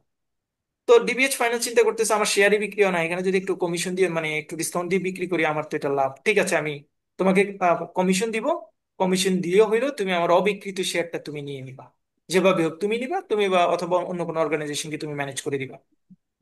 ঢাকা ব্যাংক ইনভেস্টমেন্ট লিমিটেড এটাতে রাজি হয়েছে এবং তার সাথে এই আন্ডারস্ট্যান্ডিং দিয়ে এমওআই বলেন বা যেভাবে হোক আন্ডারস্ট্যান্ডিং হয়ে সাইনিং কমপ্লিট করেছে। এই যে অ্যাক্টিভিটিসটা এটাকে বলা হয় আন্ডার রাইটিং অ্যাক্টিভিটিস। তাহলে কোন একটা কোম্পানির ইস্যুকৃত শেয়ারের অবিকৃত অংশ যেই প্রতিষ্ঠান ডিসকাউন্টে সম্পূর্ণ বা আংশিক ক্রয় করতে রাজি হয় যেই অ্যাক্টিভিটিস এর মাধ্যমে, সেই অ্যাক্টিভিটিসটাকে বলা হয় আন্ডার রাইটিং অ্যাক্টিভিটিস। তাহলে মার্চেন্ট ব্যাংকে 3 ধরনের অ্যাক্টিভিটিস থাকে, ইস্যু ম্যানেজমেন্ট, শেয়ার ইস্যুর কথাটা বললাম, আন্ডার রাইটিং সেটাও বললাম, পোর্টফোলিও ম্যানেজমেন্ট এটাও বললাম, অ্যাডভাইজারি সার্ভিস এটাও বললাম। তাহলে মার্চেন্ট ব্যাংকিং এর মোটামুটি এই 4টা হচ্ছে অ্যাক্টিভিটিস। আশা করছি কারো কোনো প্রবলেম হওয়ার কথা না। মার্চেন্ট ব্যাংকিং এর টোটাল আমাদের দেশে বর্তমানে 66 merchant bank are still available in our country, এবং মার্চেন্ট ব্যাংকগুলি সাধারণত Bangladesh security and exchange commission অর্থাৎ বিএসইসি কাছ থেকে লাইসেন্স নিয়ে তাদের অ্যাক্টিভিটিস পারফর্ম করে। আমি এখানে 66টা মার্চেন্ট ব্যাংকের মধ্যে Dhaka bank investment limited, triple A finance and investment limited, EBL investment limited এদের অ্যাক্টিভিটিসটা বললাম। এখন কথা হচ্ছে খুব ইম্পর্টেন্টলি একটা কোয়েশ্চেন আসতে পারে আপনাদের কাছ থেকে যে ভাইয়া ঢাকা ব্যাংক ইনভেস্টমেন্ট লিমিটেড মানে বুঝেই যাচ্ছে এটা আসলে ঢাকা ব্যাংকের একটা সাবসিডিয়ারি কোম্পানি, তাহলে ঢাকা ব্যাংক যখন ব্যাংক হিসেবে প্রতিষ্ঠিত হয়েছে তারা ব্যাংক কোম্পানি অ্যাক্টের নিয়ম নীতি অনুযায়ী প্রতিষ্ঠিত হয়েছে, আহ, এবং বাংলাদেশ ব্যাংকের সুপারভিশনে রয়েছে। But Dhaka bank investment limited যদি তারা মার্চেন্ট ব্যাংকের অ্যাক্টিভিটি পারফর্ম করতে চায় তাহলে তারা কি করবে? হ্যাঁ, তারা যদি মার্চেন্ট ব্যাংকের অ্যাক্টিভিটি পারফর্ম করতে চায়, apart from Bangladesh bank approval licence, তারা বাংলাদেশ সিকিউরিটি অ্যান্ড কমিশনের কাছ থেকে একটা লাইসেন্স নিতে হবে। মার্চেন্ট ব্যাংকের কথা শেষ। এখন আসলাম investment bank. An investment bank in a financial service company that acts as an intermediary in large and complex financial transaction. Merchant ব্যাংকের মতোই মূলত ইনভেস্টমেন্ট ব্যাংকিংটা, বাট এরা ওই ইস্যু ম্যানেজমেন্ট, আন্ডাররাইটিং এগুলি কাজ করে না। এরা সাধারণত ইনভেস্টমেন্ট ব্যাংকিং যেটা করে সেটা হচ্ছে স্টেট আপ কোম্পানিকে প্রিপারেশন করার ক্ষেত্রে এরা কাজ করে। যেমন যেমন আমরা খুব রিসেন্টলি একটা নেটওয়ার্কিং গ্রামীণ ফোনের মতো একটা কোম্পানি মার্কেটে আসছে, নতুন করে আসা চিন্তা করছে, কেউ কি নামটা বলতে পারবেন? নেটওয়ার্কিং এর, আইটি নেটওয়ার্কিং। স্টারলিংক ভাইয়া। Very good, very good. আপনি, আমি নাম জানি, আমি জিজ্ঞেস করেছি বিকজ এটা আপনাদের কন্টেম্পোরারি ইস্যু হিসেবে একটা এমসিকিউ ভাইবার জন্য ইম্পর্টেন্ট। স্টারলিংক, তারা এই যে স্টার্ট আপ তাদের প্রসেস সবকিছু শুরু থেকে করার জন্য তারা একটা ইনভেস্টমেন্ট ব্যাংকের শরণাপন্ন সাধারণত হয়ে থাকে। এটা হতে পারে লোকাল ইনভেস্টমেন্ট ব্যাংক অথবা ফরেন ইনভেস্টমেন্ট ব্যাংক, যে কোনো ব্যাংকের ক্ষেত্রেই হতে পারে। এবং এরা স্টার্ট আপ কোম্পানি প্রিপারেশনের ক্ষেত্রে এরা কাজ করে, এবং তাদের শুরুর দিকে যে ক্যাপিটাল জেনারেট করার জন্য যে শেয়ারের ইস্যু থাকে সেটা নিয়ে কাজ করে। এবং কোনো কোম্পানি যদি অন্য কোনো কোম্পানির সাথে মার্জ করার ইস্যু থাকে, তাদেরকে মার্জ করার অ্যাক্টিভিটিস গুলি সাধারণত ইনভেস্টমেন্ট ব্যাংক করে থাকে। দেখেন, খুব ইম্পর্টেন্ট। আমি বারবার আমাদের বাংলাদেশি ইনভেস্টমেন্ট ব্যাংক এবং মার্চেন্ট ব্যাংকের অ্যাক্টিভিটিস কম। দ্যাটস ওয়াই আমরা সবাই এই জায়গাটাতে আমাদের নলেজ খুব limited. And further more maximum কাউকে জিজ্ঞেস করলে বলবে যে মার্চেন্ট ব্যাংক আর ইনভেস্টমেন্ট আসলে এক জিনিসই। আসলে কিন্তু পার্থক্য আছে। দেখেন, মার্চেন্ট ব্যাংক স্পেসিফিকলি 4টা রোল প্লে করছে, আর ইনভেস্টমেন্ট ব্যাংকও স্পেশালি 2টা স্পেশাল রোল প্লে করছে, 3টে স্পেশাল রোল প্লে করছে। একটা হচ্ছে তারা স্টার্ট আপ কোম্পানিকে প্রথম দিকে প্রিপারেশন নিতে সহযোগিতা করে, এবং স্টার্ট আপ কোম্পানির শেয়ার ইস্যু করার ক্ষেত্রে, মানে এটা তাও initial public offering, IPO issue করার ক্ষেত্রে তাদেরকে হেল্প করে। আইপিও কি জিনিস, সেকেন্ডারি মার্কেট কি জিনিস, আমরা অন্য ক্লাসে আমাদের আলোচনা হবে। এবং কোন একটা কোম্পানি অন্য একটা কোম্পানির সাথে মার্চ করার সময় তাদের মধ্যে কি আন্ডারলাইন ট্রানজেকশন হবে, তাদের লাইবিলিটি কিভাবে সেটেল হবে, কিভাবে অ্যাকুমুলেট হবে, এই অ্যাক্টিভিটিস গুলিও সাধারণত ইনভেস্টমেন্ট ব্যাংক করে থাকে। তাহলে মার্চেন্ট ব্যাংক করে হচ্ছে 4টা কাজ। একটা হচ্ছে ইস্যু ম্যানেজমেন্ট করে, আন্ডার রাইটিং করে, পোর্টফোলিও ম্যানেজমেন্ট করে, এন্ড কর্পোরেট অ্যাডভাইজারি সার্ভিস দেয়। এটা হচ্ছে মার্চেন্ট ব্যাংকের 4টা কাজ। আর ইনভেস্টমেন্ট ব্যাংকের 3টা কাজ। একটা হচ্ছে ওরা হচ্ছে স্টার্ট আপ কোম্পানিকে শুরু করতে সহযোগিতা করে। 2 নম্বর হচ্ছে আইপিও বা আইপিও জেনারেট করতে সহযোগিতা করে, মানে শুরুর দিকে শেয়ার বিক্রির কাজ করতে সহায়তা করে। এন্ড থার্ড হচ্ছে অন্য কোনো কোম্পানির সাথে কোনো কোম্পানি মার্জ হয়ে থাকলে তাদের অ্যাক্টিভিটিসটাকে কমপ্লিট করে বা কম্পাইল করে। কোয়েশ্চেন না?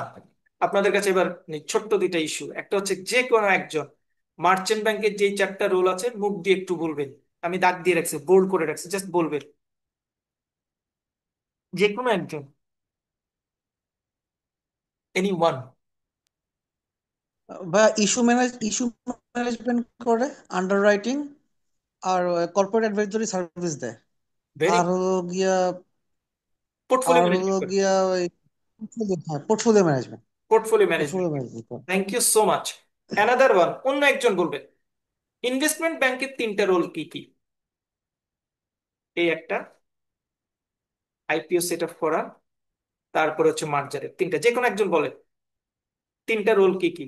ইনভেস্টমেন্ট ব্যাংকের 3টা রোল কি, কোন 3টা কাজ করে? যে কোনো একজন। investment in startup company হ্যাঁ। and IPO execution and corporate merger কাজটা করে। Very good, thank you so much. আমি আমার কিন্তু ক্লাসে আমি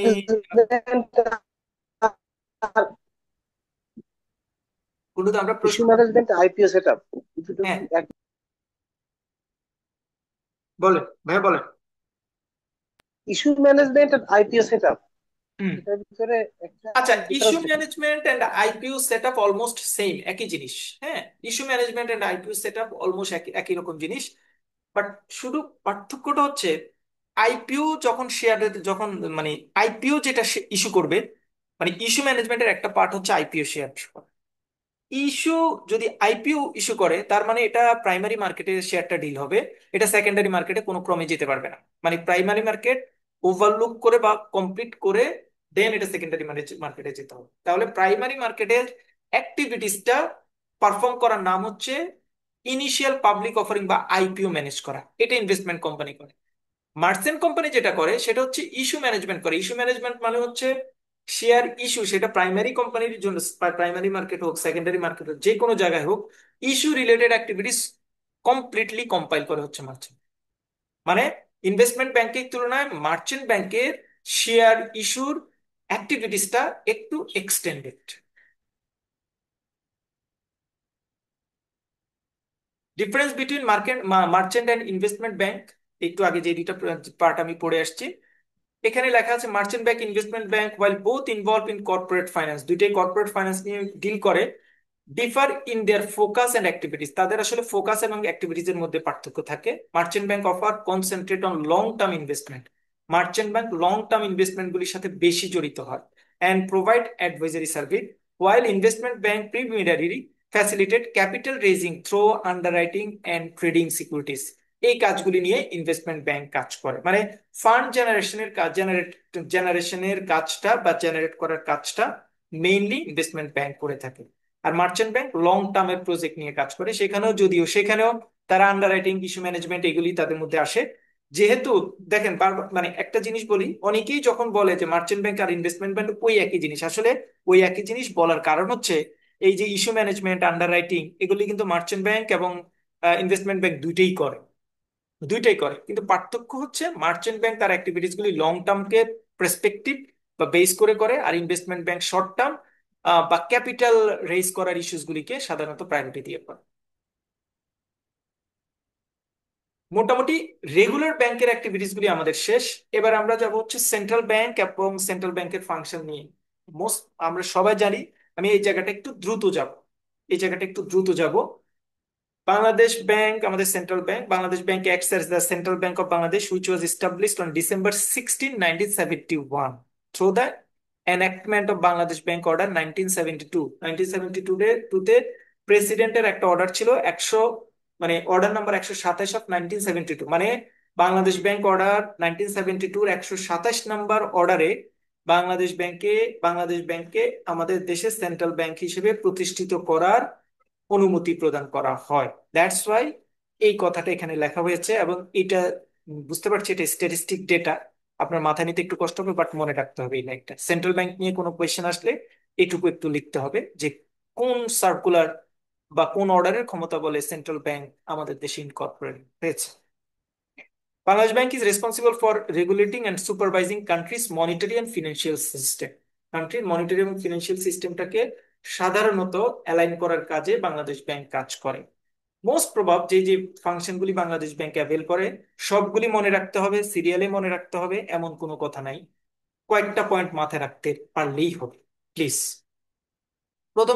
প্রথম কথা, কারেন্সি ইস্যু অ্যান্ড ম্যানেজমেন্ট। আমাদের দেশে যে যে যত ধরনের মুদ্রা ছাপানো হয় এবং মুদ্রা ম্যানেজ করার টোটাল অ্যাক্টিভিটিস হচ্ছে সেন্ট্রাল ব্যাংকের 1 নম্বর। 2 নম্বর হচ্ছে মনিটারি পলিসি। আমাদের দেশের ইকোনমিক গ্রোথ অথবা প্রাইস স্টেবিলিটি ম্যানেজ করার জন্য যে মনিটারি পলিসিটা রয়েছে, সেই মনিটারি পলিসিটা সেন্ট্রাল ব্যাংক ফর্মুলেট করে বা ইমপ্লিমেন্ট করে।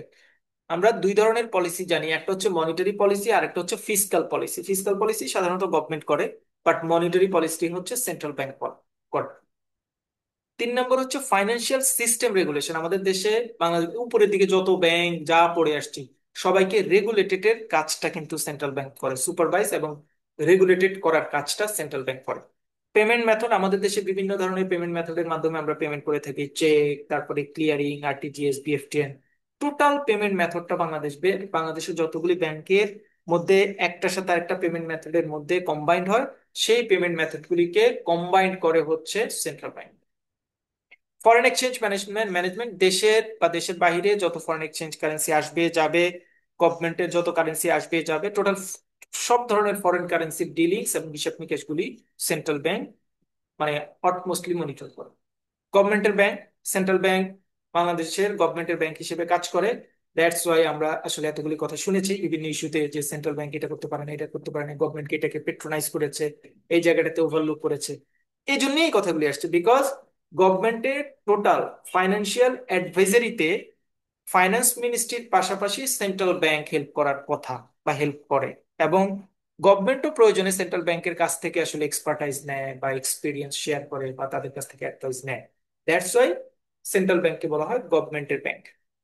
ফাইন্যান্সিয়াল স্ট্যাবিলিটি, মার্কেটে ফাইন্যান্সিয়াল স্ট্যাবিলিটিটাকে ম্যানেজ করার জন্য সেন্ট্রাল ব্যাংক কাজ করে। অ্যাডভাইস টু গভর্নমেন্টকে অ্যাডভাইস করে। আদার ফাইন্যান্সিয়াল অ্যাক্টিভিটিস, বিভিন্ন ইস্যু থাকে, যেমন ট্রেনিং, ডেভেলপমেন্ট অথবা ইন্টারন্যাশনাল অ্যাফেয়ার্স, ইকোনমিক এনকারেজমেন্ট, এই সকল জিনিসকে একত্রে কম্বাইন করার কাজটাও করে সেন্ট্রাল ব্যাংক। এর পাশাপাশি একটা ছোট্ট পয়েন্ট আছে যেটা আমি আপনাদের নোট কারেকশনের ক্ষেত্রে আমি ওই জিনিসটা অ্যাড করে দিব। সেটা হচ্ছে এখানে একটা জিনিস অ্যাড করব। এখানে মাইক্রো ফাইন্যান্সের তিনটে ইনস্টিটিউশন নিয়ে ছোট্ট একটা কথা আছে, সেটা আমি একটু হাইলাইট করে দিব, তাহলে আমাদের complete bank and non bank financial institution বা টোটাল দেশের ফাইন্যান্সিয়াল ইনস্টিটিউশনটা কভার হবে। এখানে আমরা মাইক্রো ফাইন্যান্সটা নিয়ে আসিনি, ওটা একটু নিয়ে আসবো, ওটা আপনারা নিজেরা পড়লে হবে। যেটা ওই কুন্ডুদা বলেছেন যে গ্রামীণ ব্যাংক বা ইস্যুসটা কথা বলেছেন। আর সেকেন্ড হচ্ছে আমরা এইখানে আরেকটা নতুন পয়েন্ট অ্যাড হবে, সেটা হচ্ছে সেন্ট্রাল ব্যাংক অন্যান্য ব্যাংকের লেন্ডার অফ লাস্ট রিসোর্ট একটা কথা বলা থাকে, এবং এটা পরীক্ষায় আসে। লেন্ডার অফ লাস্ট রিসোর্ট বলা হয় কেন? লেন্ডার অফ লাস্ট রিসোর্ট হচ্ছে ঋণ দানের শেষ আশ্রয়স্থল। আমরা আমাদের দেশে যতগুলি ব্যাংক আছে, কোনো ব্যাংক যদি কোঅপারেটিভ ব্যাংক পড়ে, কোনো কারণে ক্যাপিটাল ল্যাপসেস থাকে, কোনো ইস্যুস থাকে, তাহলে তারা সেন্ট্রাল ব্যাংকের কাছে সেটা অ্যাপ্লিকেশন করতে পারে। সেন্ট্রাল ব্যাংক তাকে কন্টেম্পোরারি বেসিসে ফাইন্যান্সিয়াল সাপোর্ট দেয়। বিপদের সময় সেন্ট্রাল ব্যাংক ওই ব্যাংকগুলি, কমার্শিয়াল ব্যাংকগুলিকে সাপোর্ট দেয় বলেই সেন্ট্রাল ব্যাংক অন্যান্য ব্যাংকের ব্যাংকার অথবা লাস্ট রিসোর্স সেন্টার বলা হয়। এটা খুব ইম্পর্টেন্ট পয়েন্ট, এই পয়েন্টটাও আমাদের একটু মনে রাখতে হবে। তাহলে সেন্ট্রাল ব্যাংকের অ্যাক্টিভিটিস, যদি আমরা ফাংশনের কথা যদি বলি, আমরা একটু যদি রিভিউ করতে চাই তাহলে একটু রিভিউ করতে পারি। এরা হচ্ছে কারেন্সি ইস্যু করে, আমি কিন্তু দেখছি না এটা, আমি জাস্ট নিজে মনে মনে বলছি। কারেন্সি ইস্যু করে, যেগুলি আমার মনে আসে আর কি, কারেন্সি ইস্যু করে। তারপরে ফরেন কারেন্সি নিয়ে ডিল করে, গভর্নমেন্টের ব্যাংক হিসেবে কাজ করে। তারপরে হচ্ছে মনিটারি পলিসিটা ইস্যু করে। তারপরে হচ্ছে অন্যান্য ব্যাংকের লেনদেনের শেষ আশ্রয়স্থল হিসেবে কাজ করে। তারপরে হচ্ছে পেমেন্ট, টোটাল দেশের যত পেমেন্ট সিস্টেম আছে সেটাকে মনিটর করে।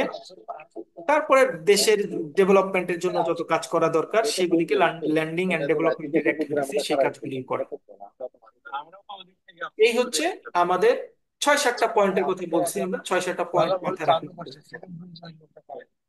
এবার আমার যে কোনো একজন যারা আগে বলে ফেলছেন তারা না, আমি কিন্তু নোটেড, কারা কারা বলে ফেলছেন তারা না, যে কোনো নতুন একজন এইখান থেকে যে কোনো 5টা পয়েন্ট বলেন, যে সেন্ট্রাল ব্যাংকের ফাংশন হচ্ছে এই 5টা, শুধু পয়েন্ট বলবেন, ব্যাখ্যা করার দরকার নাই। শীটটা সামনে আছে, দেখে বলেন, কোনো সমস্যা নেই, বাট বলেন নতুন একজন, যে কোনো একজন প্লিজ।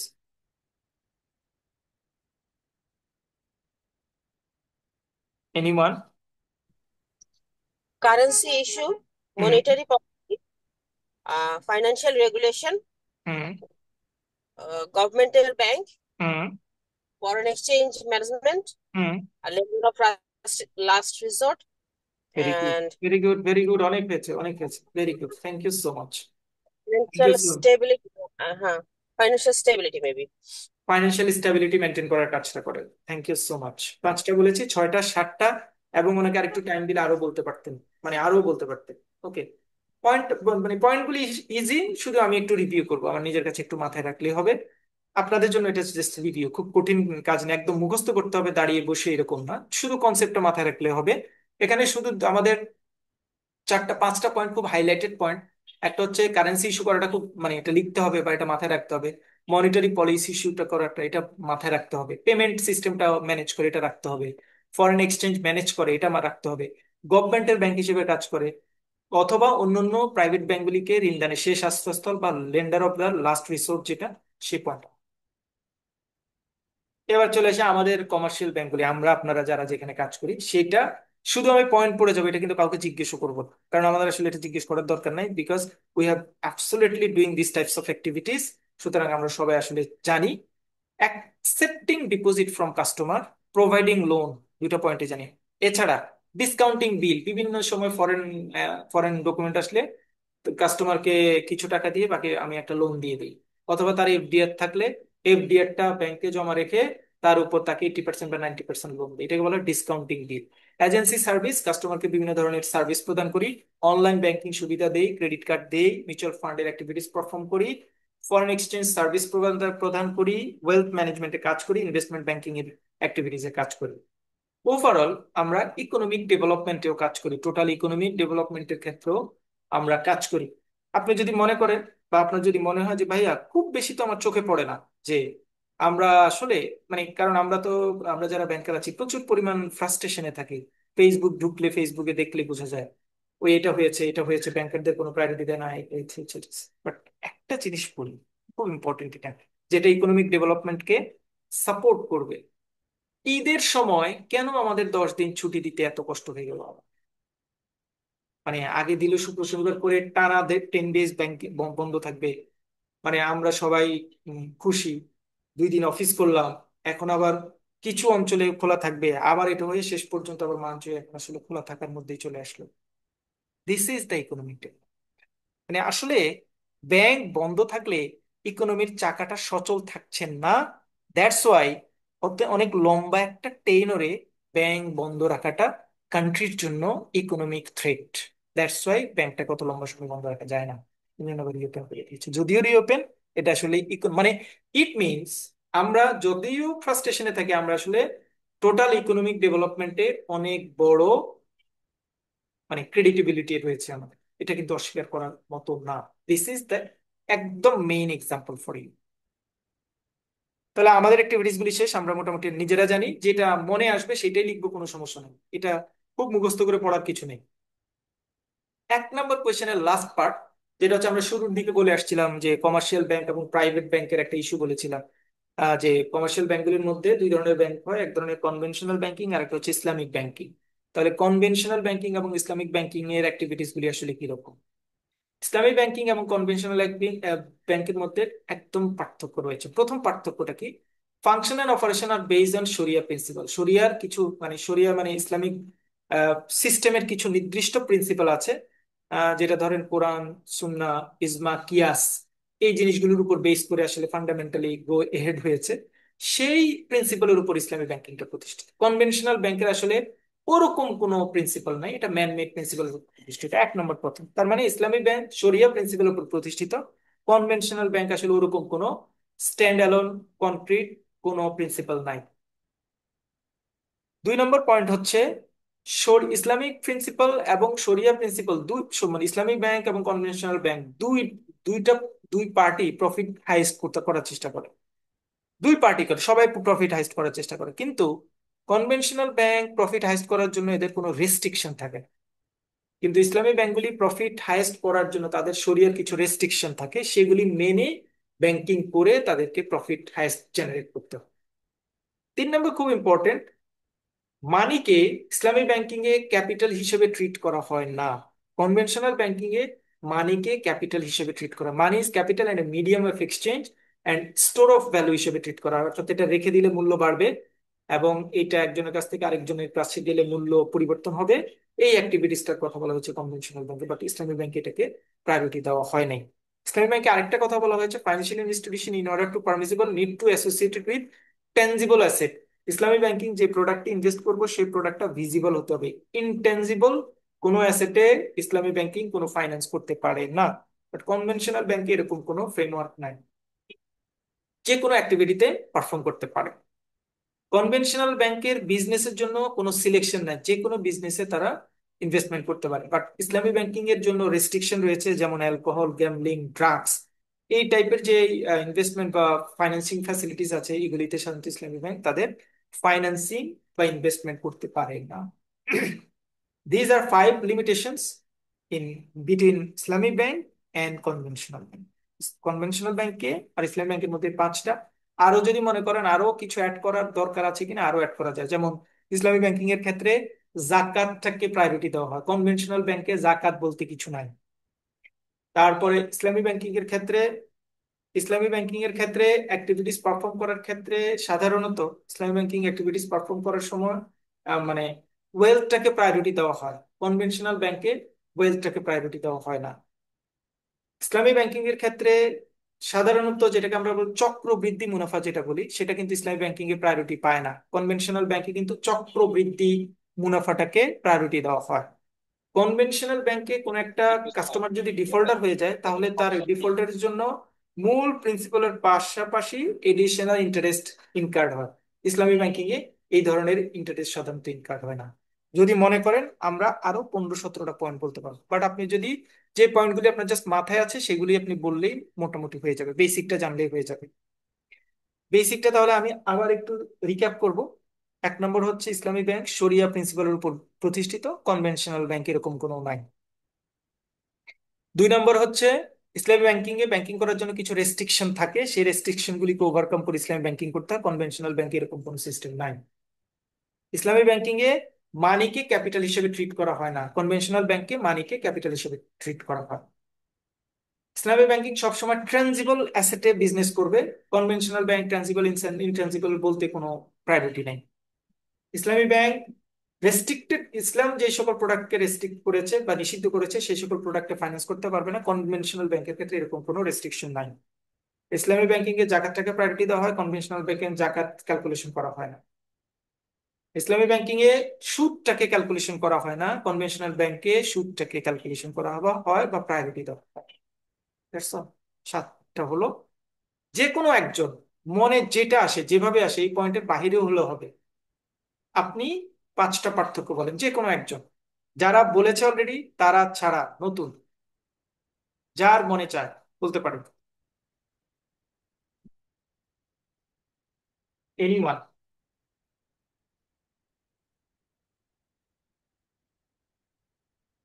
যে কোনো একজন। ইসলামিক ব্যাংকিং এ হচ্ছে শরিয়া প্রিন্সিপাল বেসডে ট্রানজেকশন হয়। এখানে আসলে শরিয়া প্রিন্সিপাল মেনটেন করা হয় না, এটা ম্যানমেড একটা প্রিন্সিপাল থাকে। তারপরে ইসলামিক ব্যাংকিং এ হচ্ছে গ্যাম্বলিং কিংবা আম, এই ধরনের কোনো কিছুতে ইনভেস্টমেন্ট হচ্ছে প্রহিবিটেড। সেই জায়গায় কনভেনশনালের ক্ষেত্রে এই ধরনের কোনো রেস্ট্রিকশন নাই। তারপর ইসলামিক ব্যাংকিং এ হচ্ছে রিলেট করে হচ্ছে ফিনান্সিয়াল ট্রানজাকশন গুলো হয়। কনভেনশনালে হচ্ছে ইনট্যানজিবল জিনিস, ইনট্যানজিবল অ্যাসেটের উপরেও ফিনান্সিয়াল ট্রানজাকশনটা হয়। তারপরে যেমন হচ্ছে ইসলামিকে হচ্ছে মানিটাকে হচ্ছে অ্যাসেট হিসেবে কাউন্ট করা হয় না, যেখানে কনভেনশনালে হচ্ছে মানি ইটসেলফ ইজ এ অ্যাসেট হিসেবে কাউন্ট হয়। তারপরে হচ্ছে উম জাকাত। আচ্ছা, ইসলামিকে হচ্ছে জাকাতটা, ইসলামিক ব্যাংকিং এ হচ্ছে জাকাত খুব হাইলি প্রায়োরিটাইজ একটা ট্রানজেকশন সেকশন, কিন্তু কনভেনশনালের ক্ষেত্রে হচ্ছে জাকাত বিষয়ে কোনো ইনস্ট্রাকশন কিংবা এই ধরনের কোনো ট্রানজেকশনের বিষয় নাই।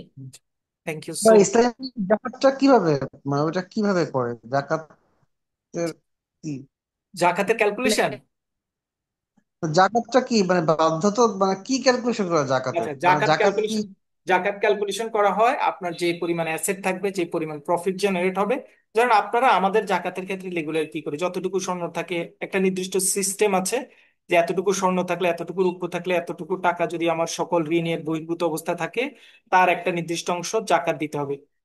ইসলামী ব্যাংকগুলির ক্ষেত্রেও তাদের যে প্রফিট জেনারেট হয়, তাদের প্রফিটের একটা নির্দিষ্ট অংশ, বিভিন্ন ক্যালকুলেশনের মেকানিজম আছে, ওই ক্যালকুলেশন মেকানিজমের মাধ্যমে ওই একটা নির্দিষ্ট অংশ বেনেভোলেন্ট ফান্ড বলে, বেনেভোলেন্ট ফান্ড বা সিএসআর যেটাকে আমরা কনভেনশনাল ব্যাংক বলি, এরকম একটা ফান্ডে ইনকর্পোরেট করা হয়, করা হয়ে সেই সেই ফান্ডটা বিভিন্ন গরিব বা আবার জাকাত প্রাপ্ত কিছু লিমিটেশনস আছে, 8-9টা গ্রুপ জাকাত পেতে পারে, তাদের মধ্যে এটা বন্টন করা হয়। তারই একটা বহিঃপ্রকাশ হিসেবে ধরেন আপনারা দেখবেন বিভিন্ন সিএসআর অ্যাক্টিভিটিস, বন্যা দুর্গত এতিম ইত্যাদি ইত্যাদিদেরকে বিভিন্ন ফান্ড দেওয়া, বিভিন্ন অ্যাক্টিভিটিস পারফর্ম করার সময় ইসলামী ব্যাংকিং মূলত এই তাদের এই জাকাতের এই অংশটা সাধারণত সেখানে কন্ট্রিবিউট করে। ওকে, ফাইন। আমাদের 1 নম্বর কোয়েশ্চেন শেষ। 1 নম্বর কোয়েশ্চেন শেষ হয়েছে, এবার আমরা যাব 2 নম্বর প্রশ্নে। 2 নম্বর প্রশ্নটা আমাদের জন্য একটু ইজিয়ার, বিকজ এটা আমরা সবাই এই প্রশ্নের সাথে জড়িত। কোয়েশ্চেনটা হচ্ছে explain banker and customer relationship. Banker এবং কাস্টমারের রিলেশনশিপটা কেমন হবে? আমরা জানি বেসিকলি ব্যাংকার এবং কাস্টমারের রিলেশনশিপটা স্টার্ট হয় কোনো একটা অ্যাকাউন্ট ওপেনিং এর মাধ্যমে, ভাইবা কোশ্চেন।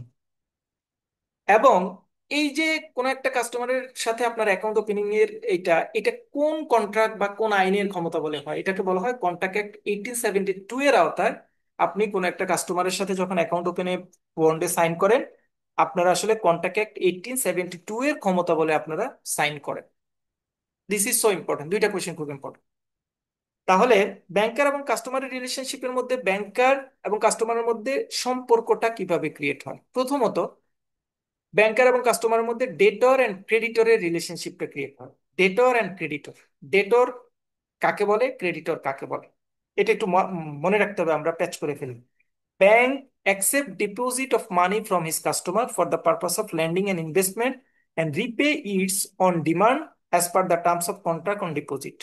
মানে আমরা যখন অ্যাকাউন্ট ওপেনিং করি, ধরেন আপনি একটা এফডিআর এর অ্যাকাউন্ট ওপেনিং করলেন, আপনার কাস্টমার কাছ থেকে 1 লাখ টাকা নিলে, মানে আপনি ডিপোজিট নিয়েছেন, আপনি নিয়েছেন, ব্যাংক নিয়েছেন, কাস্টমার দিয়েছে,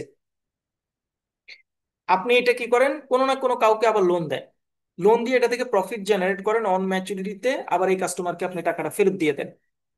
খেয়াল করে দেখেন, অ্যাকাউন্ট ওপেনিং এর সময় একটা এফডিআর করার সময় 1 লাখ টাকা যখন আপনি কাস্টমারের কাছ থেকে নিয়েছেন, তার মানে ব্যাংক টাকাটা নিয়েছে।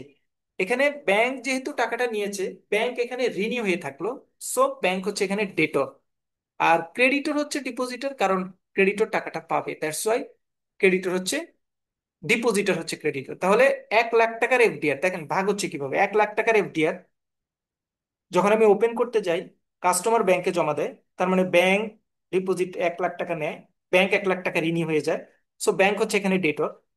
কাস্টমার 1 লাখ টাকা যেহেতু জমা দিচ্ছে, কাস্টমার হচ্ছে ক্রেডিটর। প্রথম স্টেপ শেষ।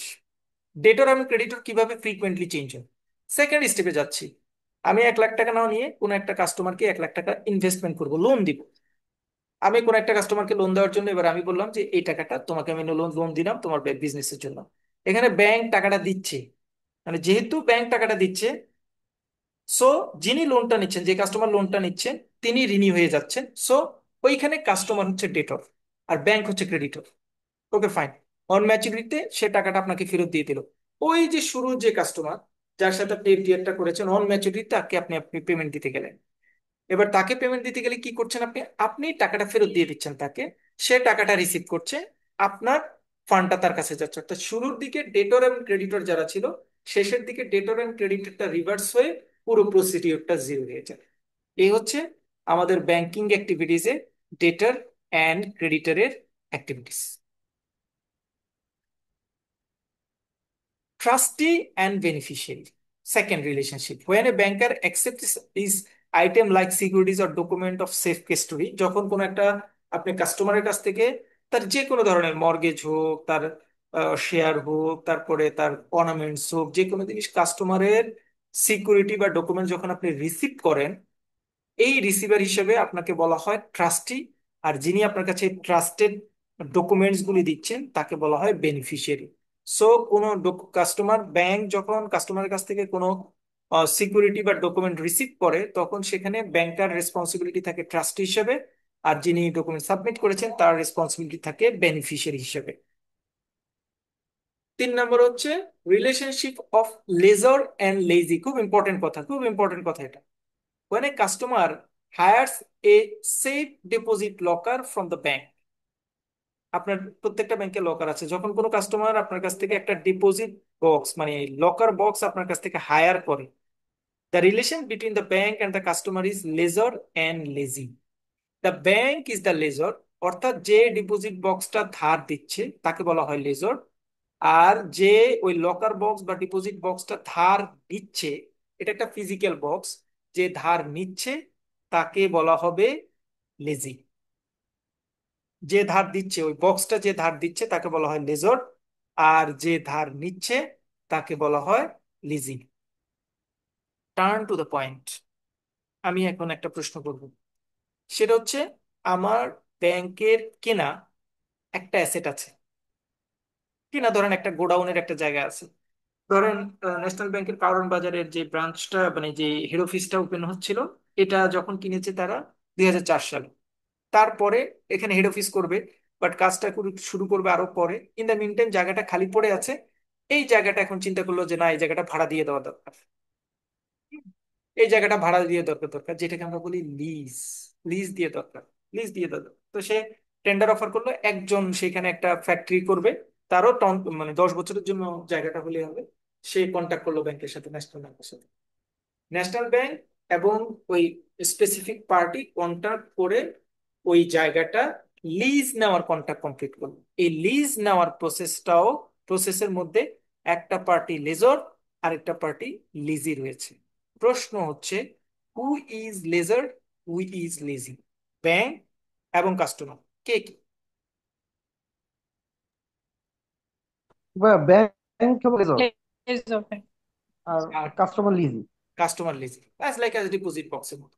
এটা কেন আমি একটু ভেঙে বললাম, এটা কিন্তু আপনাদের ওই যে মানে আইকিউ কোয়েশ্চেন, কেস স্টাডিতে কিন্তু এরকম পেঁচিয়ে কোয়েশ্চেন করবো। মানে আপনাকে আসলে ফাইনালি আইডেন্টিফাই করতে হবে যে লেজর কি, লেজর কে, আর লেজি কি। আপনি যদি এটা প্রপার হতে কম্পাইল করতে পারেন তাহলে মার্কসটা পাবেন, আদারওয়াইজ মার্কসটা পাবেন না। এই জন্য আন্ডারস্ট্যান্ডিংটা একটু ক্লিয়ার থাকলে ভালো। দ্যাটস আমি একটু ব্রিফলি বলবো। কোয়েশ্চেন নাম্বার 4, মানে relationship number 4, relationship on principal and agent. Agent এবং প্রিন্সিপাল হিসেবে কাজ করে when bank collect cheque, bill and other instrument for customer. Customer যখন এগুলি নিয়ে আমরা কাজ করি তখন আমরা তার এজেন্ট হিসেবে কাজ করি। ব্যাংকার যখন কাস্টমারের এজেন্ট হয়, আমরা কি আজানের জন্য একটু হোল্ড করবো? জাস্ট 3 মিনিটস একটু হোল্ড করছি, আজানটা শেষ হোক।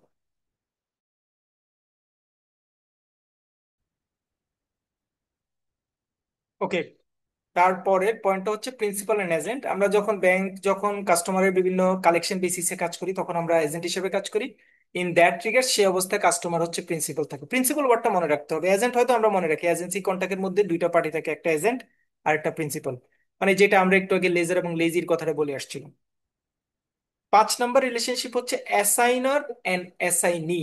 এটাও খুব ইম্পর্টেন্ট, কারণ প্রচুর পরিমাণ জায়গায় আমরা একটু উল্টাপাল্টা করে ফেলি, আমাদের মনে থাকে না। An assignor is a person who transfers his security rights to a lender as collateral to the money borrowed by him. অ্যাসাইনার হচ্ছে, ধরেন আপনি একটা একটা জমি, আপনি কোন একটা কাস্টমারকে লোন দিলেন, সেটার এগেনস্টে মর্টগেজ রেখেছেন একটা জমি। তাহলে জমির অরিজিনাল মালিক হচ্ছে কাস্টমার, কিন্তু যখনই আপনি জমির ওই ওই দলিলটা আপনার কাছে নিয়ে আসেন, তখন আপনি কাস্টমারকে বলেন এটা জমির দলিল মালিক যদি তুমি হও তাহলে তো আমার কোনো লাভ হলো না এই দলিলটা আমার কাছে রেখে। তুমি আমাকে এম্পাওয়ার করো যে যাতে এইটা, তুমি যদি কোনো কারণে ডিফল্টার হও, কোনো কারণে ফান্ড দিতে না পারো, তাহলে আমি যাতে এটা বিক্রি করে ইয়ে করতে পারি, আমি যাতে এটা বিক্রি করতে পারি, আমি যাতে এটা বিক্রি করতে পারি। তাহলে আমি যাতে বিক্রি করতে পারি এই কনসার্ন দেওয়ার জন্য সাধারণত কাস্টমার আহ, ওই একটা পেপারে সাইন করে বলে যে আমার এই জমি আমার মালিকানা, এটা যদি আমি কোনো কারণে ডিফল্টার হই তাহলে ব্যাংক চাইলে সেটা বিক্রি করতে পারবে। তাহলে যিনি এই অ্যাসাইনমেন্টটা দেন বা এই ক্ষমতাটা দেন তাকে বলা হয় অ্যাসাইনার, কাস্টমারকে বলা হয় অ্যাসাইনার। আর যাকে এই ক্ষমতাটা দেওয়া হয় তাকে বলা হয় অ্যাসাইনি, মানে ব্যাংক হচ্ছে এখানে অ্যাসাইনি। তাহলে as assignor is a person who transfer his security right, তার যে রাইট আছে সেটা যে ট্রান্সফার করে to a lender as collateral to money borrowed by him. The transfer of life insurance, এটা একটা এক্সাম্পল বলেছে। In the name of the bank is example of the assignment. The bank on whose name security rights are transferred by the assigner is called as assignee. তার মানে এখানে bank হচ্ছে অ্যাসাইনি, আর যিনি ওই রাইটটা transfer করেন তাকে বলা হয় অ্যাসাইনর। আর এই কন্ট্রাক্টটাকে বলা হয় অ্যাসাইনমেন্ট কন্ট্রাক্ট, যেমনটা আমরা একটু আগে দেখেছি প্রিন্সিপাল এবং এজেন্টের মধ্যে agency contract. Relationship of bailor and bailee. This is also important. Bailment refers to delivery of goods by one person to another for some purpose under a condition that the goods to be returned to depositor when the purpose is accomplished or otherwise deposited or according to the direction of the person while delivering the goods. সাধারণত ব্যাংকের কাছে কোনো একটা document বা কোনো একটা কিছু রেখেছেন কোনো একটা সময়ের জন্য, কোনো একটা পারপাসের জন্য, পারপাস সার্ভ হয়ে গেলে সেই ডকুমেন্টটা সে আবার ফেরত নিয়ে যাবে। এই যে কন্ট্রাক্ট, এই যে কন্ট্রাক্ট, এটাকে বলা হয় বেইলমেন্ট কন্ট্রাক্ট, এটাকে বলা হয় বেইলমেন্ট contract. The person delivering the goods is known as bailor, and the person who to whom goods are delivered is called bailee. তার মানে bailor and bailee। এটাতে আমরা একটা একটা এক্সাম্পল দিই, মানে প্যাচ হয়ে গেছে আপনার আর আমার মাথায়। A customer rents a safe deposit box, অর্থাৎ ওই যে আপনাদের locker, at a bank and places their valuable inside, তার কিছু স্বর্ণ অলংকার এগুলি সেই লকারে রেখেছে। In this scenario, the customer is the bailor. Customer হচ্ছে bailor বিকজ সে গুডস গুলি তার ওই স্বর্ণ অলংকার আপনার লকার বক্সে রেখেছে। বেইলমেন্টের কন্ট্রাক্টের কন্ডিশন হচ্ছে রাখবে, পারপাস সার্ভ হওয়ার পরে সেগুলি আবার সে ফেরত নিয়ে যাবে। এখানে পারপাস সার্ভ হতে পারে, এমন হতে পারে যে আপনি আমেরিকাতে যাচ্ছেন 9 মাসের জন্য, আপনার শবন আমি সেখানে রেখে 9 মাস পরে আবার ব্যাক নিয়ে যাবে। তাহলে এই 9 মাস পরে পারপাস সার্ভ হয়ে গেলে ব্যাংক আবার সেগুলি তাকে ফেরত দিয়ে দিবে। And the bank is the Bailey. তাহলে এখানে ব্যাংক হচ্ছে বেইলি, আর যিনি ডিপোজিট বক্সে গোল্ড বা অন্য জিনিসগুলি রেখেছেন তাকে বলা হয় বেইলার। 6টা রিলেশনশিপ মানে খুব ইম্পর্টেন্ট, খুব ইম্পর্টেন্ট, খুব ইম্পর্টেন্ট। মানে খুব ভালো করে মাথায় রাখতে হবে, কারণ এই 6টা জায়গা থেকে কোয়েশ্চেন আসে। এবং এই 6টার শুরুর দিকে যে জায়গাটা ছিল, অর্থাৎ অ্যাকাউন্ট ওপেনিং থেকে আসলে কাস্টমারের সাথে আমার অ্যাক্টিভিটিস বা পারফরমেন্স শুরু হয়, এবং কন্ট্যাক্ট 8072 অনুযায়ী আমরা অ্যাকাউন্ট অ্যাকাউন্ট ওপেনিং করি। এই জায়গাগুলি একটু মাথায় রাখতে হবে ভালোভাবে। 3 নাম্বার এবং 4 নাম্বার কোয়েশ্চেনটা আপনারা একটু রিভিউ করবেন, কারণ এই দুইটা কোয়েশ্চেন, 3 নাম্বার কোয়েশ্চেন বেসিকলি আমরা একটু আগামীকালকে পড়বো। 3 নাম্বার কোয়েশ্চেনটা আমরা আগামীকাল নেক্সট ক্লাসে পড়বো, কারণ এই কোয়েশ্চেনটা এবং 2 এবং 3 কিছুটা সিমিলার। 2 নাম্বার কোয়েশ্চেনে যদি আপনি এক্সপার্টাইজ না হন, তাহলে 3 নাম্বার কোয়েশ্চেনটা আপনার কাছে একটু কঠিন মনে হবে। সো 3 নাম্বার কোয়েশ্চেনটা আমরা আগামীকালকে ক্লাসে করবো।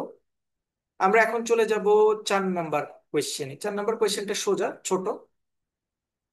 when banker আর customer relationship would be terminated, কখন ব্যাংকার এবং কাস্টমারের সম্পর্কটা নাল এন্ড ভয়েড হয়ে যায়, বাতিল হয়ে যায়। 1 নম্বর হচ্ছে কাস্টমার রিকোয়েস্ট, কাস্টমার যদি রিকোয়েস্ট করে যে আমি আর আপনার সাথে অ্যাকাউন্ট কন্টিনিউ করবো না, তখন বাতিল হয়ে যাবে।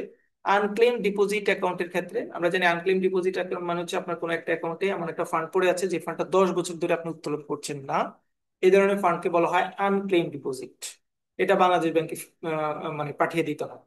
এরকম আনক্লেম ডিপোজিট যখন আপনার ধরেন আপনার অ্যাকাউন্টে 10,000 টাকা আছে, 10 বছর আপনি তুলছেন না, 10 বছর পরে আমি আপনার অ্যাকাউন্ট থেকে টাকাটা তুলে বাংলাদেশ ব্যাংকে যখন পাঠিয়ে দিব, তাহলে আপনার সাথে আমার কিন্তু তখন কমিটমেন্টটা ব্রিচ হয়ে যাবে। ডেথ অফ কাস্টমার, কাস্টমার মারা গেলে তার সাথে কমিটমেন্ট টার্মিনেটেড হয়। Insanity of the customer, customer যদি পাগল বা প্রলাপবক এরকম হলে। ইনসলভেন্সি অফ দ্য কাস্টমার, কোনো কাস্টমার যদি দেউলিয়া হয়। Under undesirable customer, undesirable customer মানে অবাঞ্ছিত কাস্টমার, যে কাস্টমার ন্যাচারাল না। Attachment order issued by the income tax authority, income tax authority যদি কোনো কাস্টমারের ব্যাপারে কোনো অব্লিগেশনস দেয় যের সাথে রিলেশন রাখা যাবে না, সেটা পেলে। On receipt of garnishee order, garnishee order খুব ইম্পর্টেন্ট একটা মানে clue question for written, for viva, for civic sense. Garnishee অর্ডারটা খুব ইম্পর্টেন্ট, যদিও গার্নিশি অর্ডারটা আমরা ডিটেইল পড়বো কোয়েশ্চেন নাম্বার 3-তে।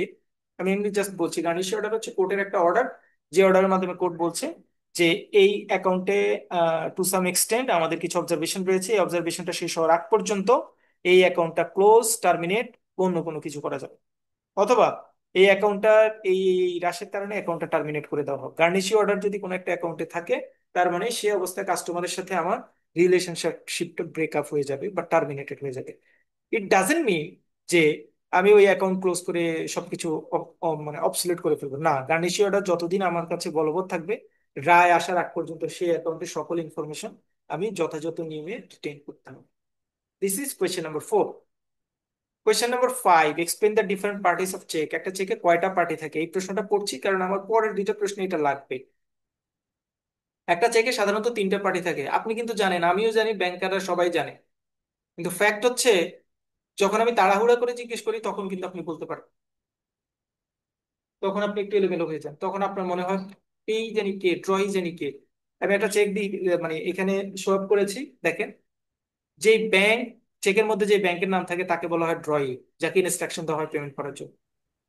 এই যে এই লাইনে যার নাম থাকে, পে টু, যাকে আমি পে করতে বলি তার নাম হচ্ছে পেই। আর যিনি আসলে সাইন করেন, মালিক, তাকে বলা হয় ড্রয়ার। প্লিজ, প্লিজ, প্লিজ, সোজা পারি, সবা জানি, সব জানি, কিন্তু পরীক্ষার হলে কিন্তু আমরা any question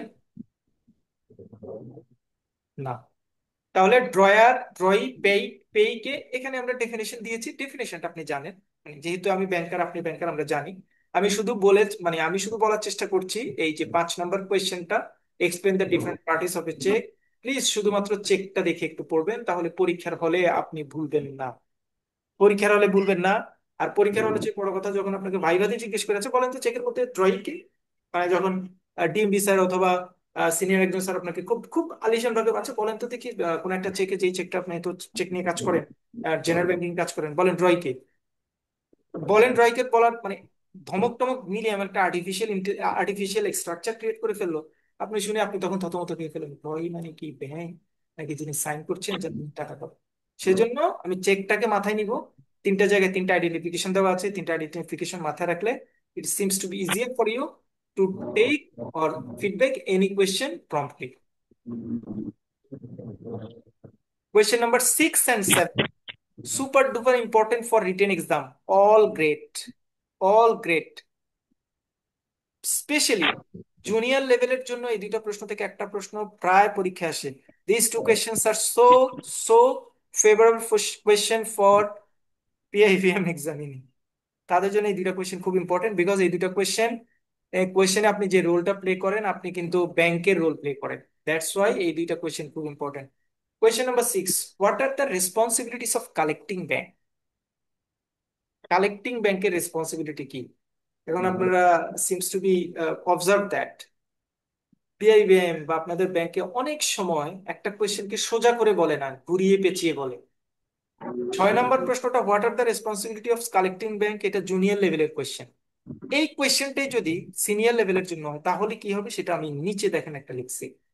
you are mister X working as a clearing officer in P bank. আপনি পি ব্যাংকের, আপনি হচ্ছেন মিস্টার এক্স, ধরেন আমি মিস্টার এক্স, আমি কোন একটা ব্যাংকের ক্লিয়ারিং অফিসার হিসেবে কাজ করছি, আমার ব্যাংকের নাম হচ্ছে P bank. One of your customer, Jack, gave a check mentioning Droy Bank is Q Bank. দেখেন আপনাকে ক্লিয়ার করে দিচ্ছি। মিস্টার জ্যাক আপনার ব্যাংকের একজন কাস্টমার, সে আপনাকে একটা চেক দিল, যেই চেকে ড্রয় ব্যাংক হচ্ছে কিউ। ড্রয় ব্যাংক মানে কি ব্যাংক? যে ব্যাংকের নামে চেকটা লেখা হচ্ছে এটা ড্রয় ব্যাংক, সেই ব্যাংকটা হচ্ছে কিউ। তার মানে সেই ব্যাংকটা পি না, আপনি পি ব্যাংকে আছেন, কিউ ব্যাংকের একটা চেক পেয়েছেন। সোজা কথা, আপনি এনসিসি ব্যাংকে চাকরি করেন, পূবালী ব্যাংকের একটা চেক পেয়েছেন for arranging fund BDT 25,000 Q bank and make deposits it Jack's account in P bank. হ্যাঁ, তাহলে আপনাকে ইনস্ট্রাকশন দেওয়া হচ্ছে যে কিউ ব্যাংক থেকে তুমি ফান্ডটা কালেক্ট করবা, কালেক্ট করে জ্যাক্সের যে পি ব্যাংকে যে অ্যাকাউন্ট আছে সেই অ্যাকাউন্টে ফান্ডটা জমা করবা। তাহলে আপনি কি করবেন? আপনি চেকটা কালেকশনে দিতে হবে, কালেকশন আসলে আপনি তার অ্যাকাউন্টে জমা দিবেন। Write the role of X. এই যে যে ব্যাংকার কাজ করছে সেই ব্যাংকারের রোল এখানে কি, মানে সে কি হিসেবে কাজ করছে, অ্যান্ড হাইলাইটেন হিজ রেসপন্সিবিলিটি, এবং তার রেসপন্সিবিলিটি হাইলাইট করা। তাহলে এখানে এক্স ডেফিনেটলি ব্যাংকার, সে একটা ব্যাংকের রেসপন্সিবিলিটি নিচ্ছে, সে আসলে কালেক্টিং ব্যাংকার হিসেবে কাজ করছে। ইট মিনস তার ব্যাংকের কালেক্টিং ব্যাংকের রেসপন্সিবিলিটি সে শো করবে, সে হচ্ছে কালেক্টিং ব্যাংকার। আর তার ঘাড়ে যে রেসপন্সিবিলিটি আছে সেই রেসপন্সিবিলিটিটাকে বলা হয় কালেক্টিং ব্যাংকের রেসপন্সিবিলিটি। এবার আপনাকে বলা হচ্ছে তাহলে এবার কালেক্টিং ব্যাংকের রেসপন্সিবিলিটিটা, মানে প্রশ্ন কিন্তু আসলে বলা হচ্ছে যে কালেক্টিং ব্যাংকের রেসপন্সিবিলিটি ব্যাখ্যা, আর কালেক্টিং ব্যাংকের রেসপন্সিবিলিটি ব্যাখ্যা করে। দ্যাটস ওয়াই এটাকে এই প্যাটার্নে সাজানো। বুঝতে পারছেন তো কোয়েশ্চেন প্যাটার্নটা কি প্রবলেম? মানে কোয়েশ্চেন প্যাটার্নটা জাস্ট এরকম থাকে। এবার আমরা যাব পরের কোয়েশ্চেন।